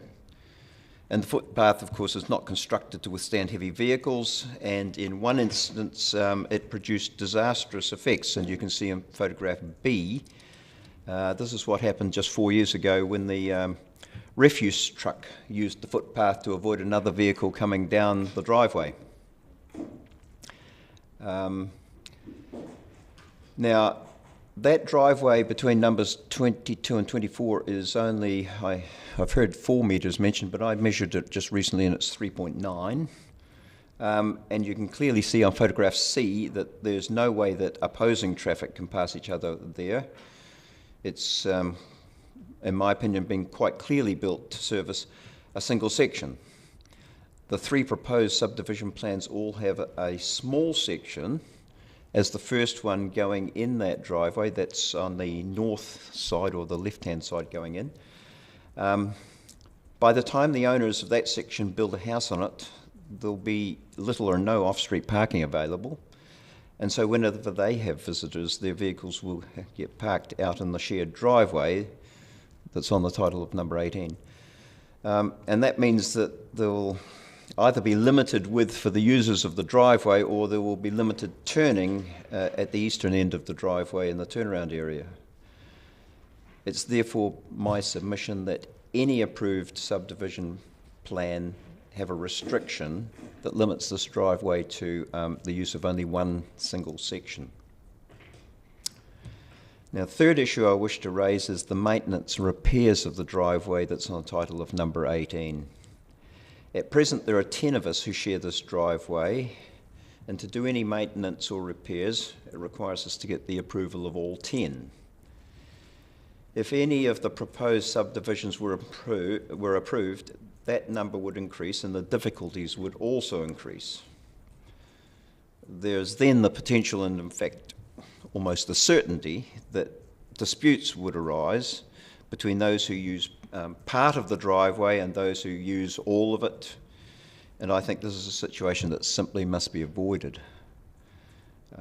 I've had previous experience with private driveways that this was an issue. Apart from the issues of who should pay and how much, there's also the added burden of the payments likely to be needed resulting from the extra traffic, especially during the construction of the dwellings. This would be compounded dramatically if the proposed one-way subdivision plan is allowed. I think the extra cost is a totally unfair burden on the existing residents, and therefore it's my submission that if any more than one section is approved for that driveway between numbers 22 and 24, that the DCC should be compelled to take over responsibility for all the maintenance and repairs on the driveway that's on the title of number 18. So in conclusion, if the panel decides to allow the rezoning to residential to take place, I think it's absolutely essential that an approved subdivision plan is included in that and made compulsory, and that access issues that I've identified are addressed. And one further point, it was mentioned earlier that some form of agreement may have been reached with the owners of number 18 for the purchase of the driveway. Now, I'm no expert on this, but I do have a question over whether the residents with access by way of a right-of-way also have a say or some rights regarding the ownership and status of that driveway. And we don't know the answer to that, to be honest. Yeah, we've questioned that as well. Right. Yeah, so thank you for raising that. And that's my submission. Any questions, Mr. Thayer? Any questions? Yep, thank you, Steve. Presumably one you'd ask anyway, have you got copies of your submission? Yes, I do. It's a mixture of typed and it's fine. Handwritten. I think we can photocopy it. Sure. Great.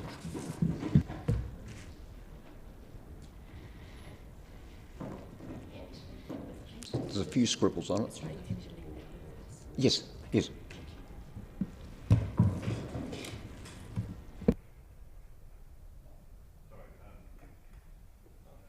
We haven't got any other questions. Yeah, because I take your point about the narrow right-of-way, and in your view, it should only service one lot, and the scheme plans in front of us show 4, basically, don't they? Either 3 or 4. 3 or 4, yeah, okay. And especially that small one, I mean, it's a long way from suitable off-street parking for visitors. As you say, the matters have been covered. We do appreciate your evidence, because you're a neighbour looking down on this property and you're observing the pattern of traffic in and out, and it's of validity for us. And I mentioned to you before in the break that there was a slight misleading thing on the map. You'll have a copy of Mr. Venable's map, in which you can see that the wide piece of the road here is in fact 2 pieces of grass, and the road is actually there. So this is yes. So it's not quite as represented on that.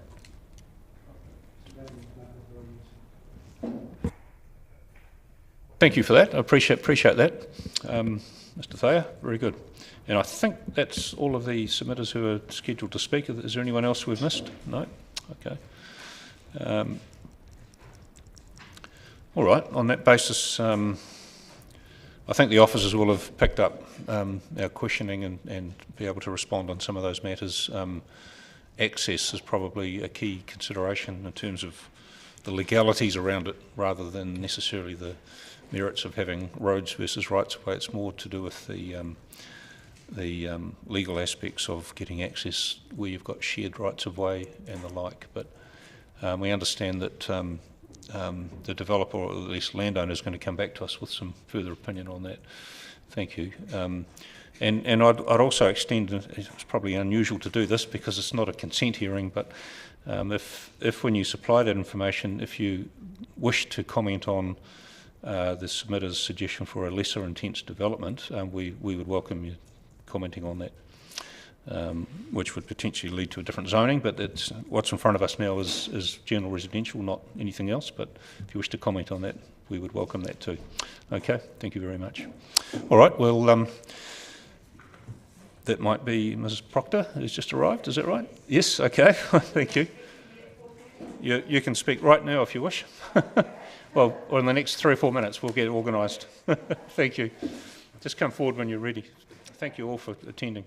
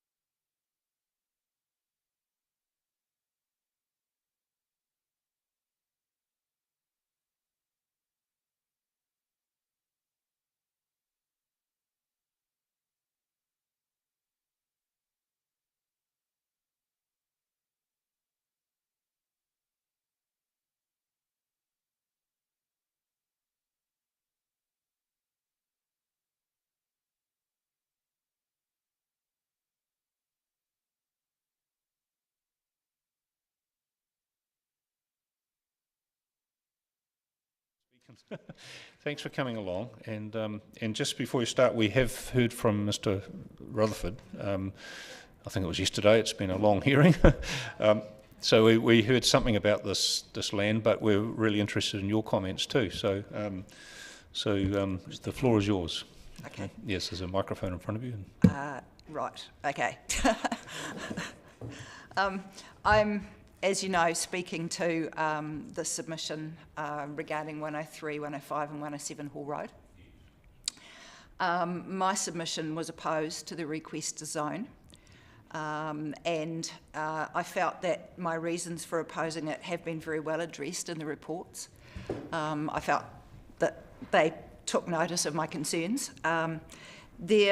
And so I note that while the report says that there is a feasible capacity for 18 dwellings under township and settlement zoning, the report's recommendation is that such zoning not proceed at this time. I want to strongly state support for that recommendation. But there are a couple of aspects in the report which, one of which is incorrect, and one that I'd like to address. So if I start with the incorrect one first, if that's okay. That's fine. Yep. On page 269 of the report, I note that the DCC Transport inspected a bridge opposite 41 Hall Road. That is not the bridge that was referred to in my submission. It's a much smaller bridge that is situated on the north boundary of 105 Hall Road, Sawyers Bay. And I was interested that the DCC Transport recommendation was that the bridge at 41 Hall Road might need some attention to increase capacity. If that is true of that bridge, then it is very definitely true of the small bridge that I mentioned. The residents at 105 Hall Road already have issues with their water supply when there is heavy transport going across that bridge. So their water supply will be cut off for brief moments of time while I'm imagining that the pressure is addressed. That bridge would be a major consideration if there were to be significant increased traffic, up to 18 dwellings, 1 car a day, that would definitely need looking at. The second thing that I'd like to point out is that 107 and 105 Hall Road are currently situated between 2 waterways. Are you aware of whether or not both waterways were inspected? I imagine the main creek would have been. Part of the reporting, do you mean? Yeah. We'd have to ask the officer that. Okay. So the reason that I'm raising the fact that there are 2 waterways is that one is actually carried via a culvert underneath the existing drive that accesses all those properties. It's not a huge culvert. So if there was increased stormwater runoff, the potential for the culvert to fail would be quite significant, I would think. That would then lead to flooding at 105 and 103. The major waterway that goes through there was already basically bank to bank in that last heavy rainfall that we had. So in relation to that, the 42A report notes the low-lying character of the areas of 107 and 105. And in my view, that's especially concerning given that those 2 watercourses are within 100 metres of both properties and would therefore be very close to any dwellings that were built on those properties. And I think the Nelson Marlborough situation in the West Coast areas actually remind us that it's not exactly wise to situate residential dwellings in valleys that close to the watercourses that form the valleys. So those were my 2 concerns that weren't addressed, I felt, in the response to my submission. That's it from me. Thank you very much for your time and attention. All right, thank you. And we asked Mr. Rutherford where the submitters lived. Can you point out where your property is? Is it on that map there? If you can orientate yourself with it. He said he told us where it was, but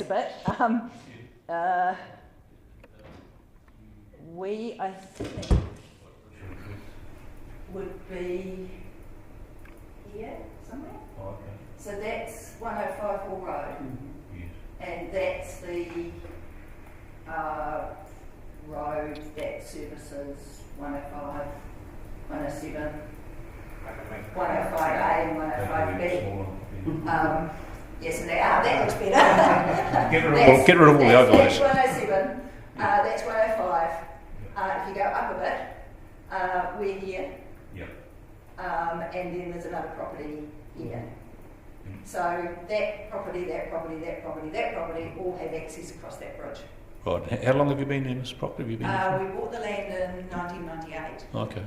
But we grazed horses there for 5 or 6 years before then. Well familiar with so I'm very familiar with the vagaries of the area. Yes, yes. Is there any other questions that you have?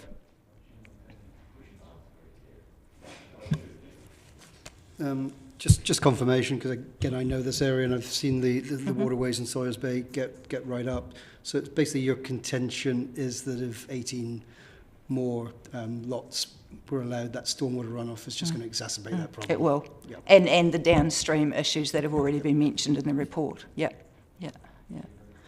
All right. There's actually quite a lot of water comes off those hills. The officer just wants to ask a question of clarification. So, Yep. Yeah. Sorry, would you mind pointing to exactly on the map, I'll bring it down, where the bridge is that you're referring to, just for my... Okay, it probably doesn't show up on the visual because of the foliage. Or even just approximately would be helpful. It's about down. It's about here. Okay. Yeah. Thank you. I'm just trying to... It would be about there. Yeah. Okay, yeah. thank you. And then the other culvert is if you go up a little bit. It is here. Comes across here. So there's a creek comes down there, and then it goes under a culvert, and the culvert runs from there right across to meet up with the other creek. Does that make sense? Yeah, so it's actually quite a long culvert. It's only kind of yay size. So. Right. And as far as I know, it's never been cleaned out. Well, look, thank you very much for coming along and coming along a little earlier and you allowed us to finish the hearing a little earlier, so thanks very much. Oh, that's a relief. Yeah, a relief for everybody. Thanks very much. For everybody then. Thank you. Awesome. Thank you so much. All right. Thanks, everyone. On that note, we'll adjourn the hearing until tomorrow at 9:30. Okay, thank you.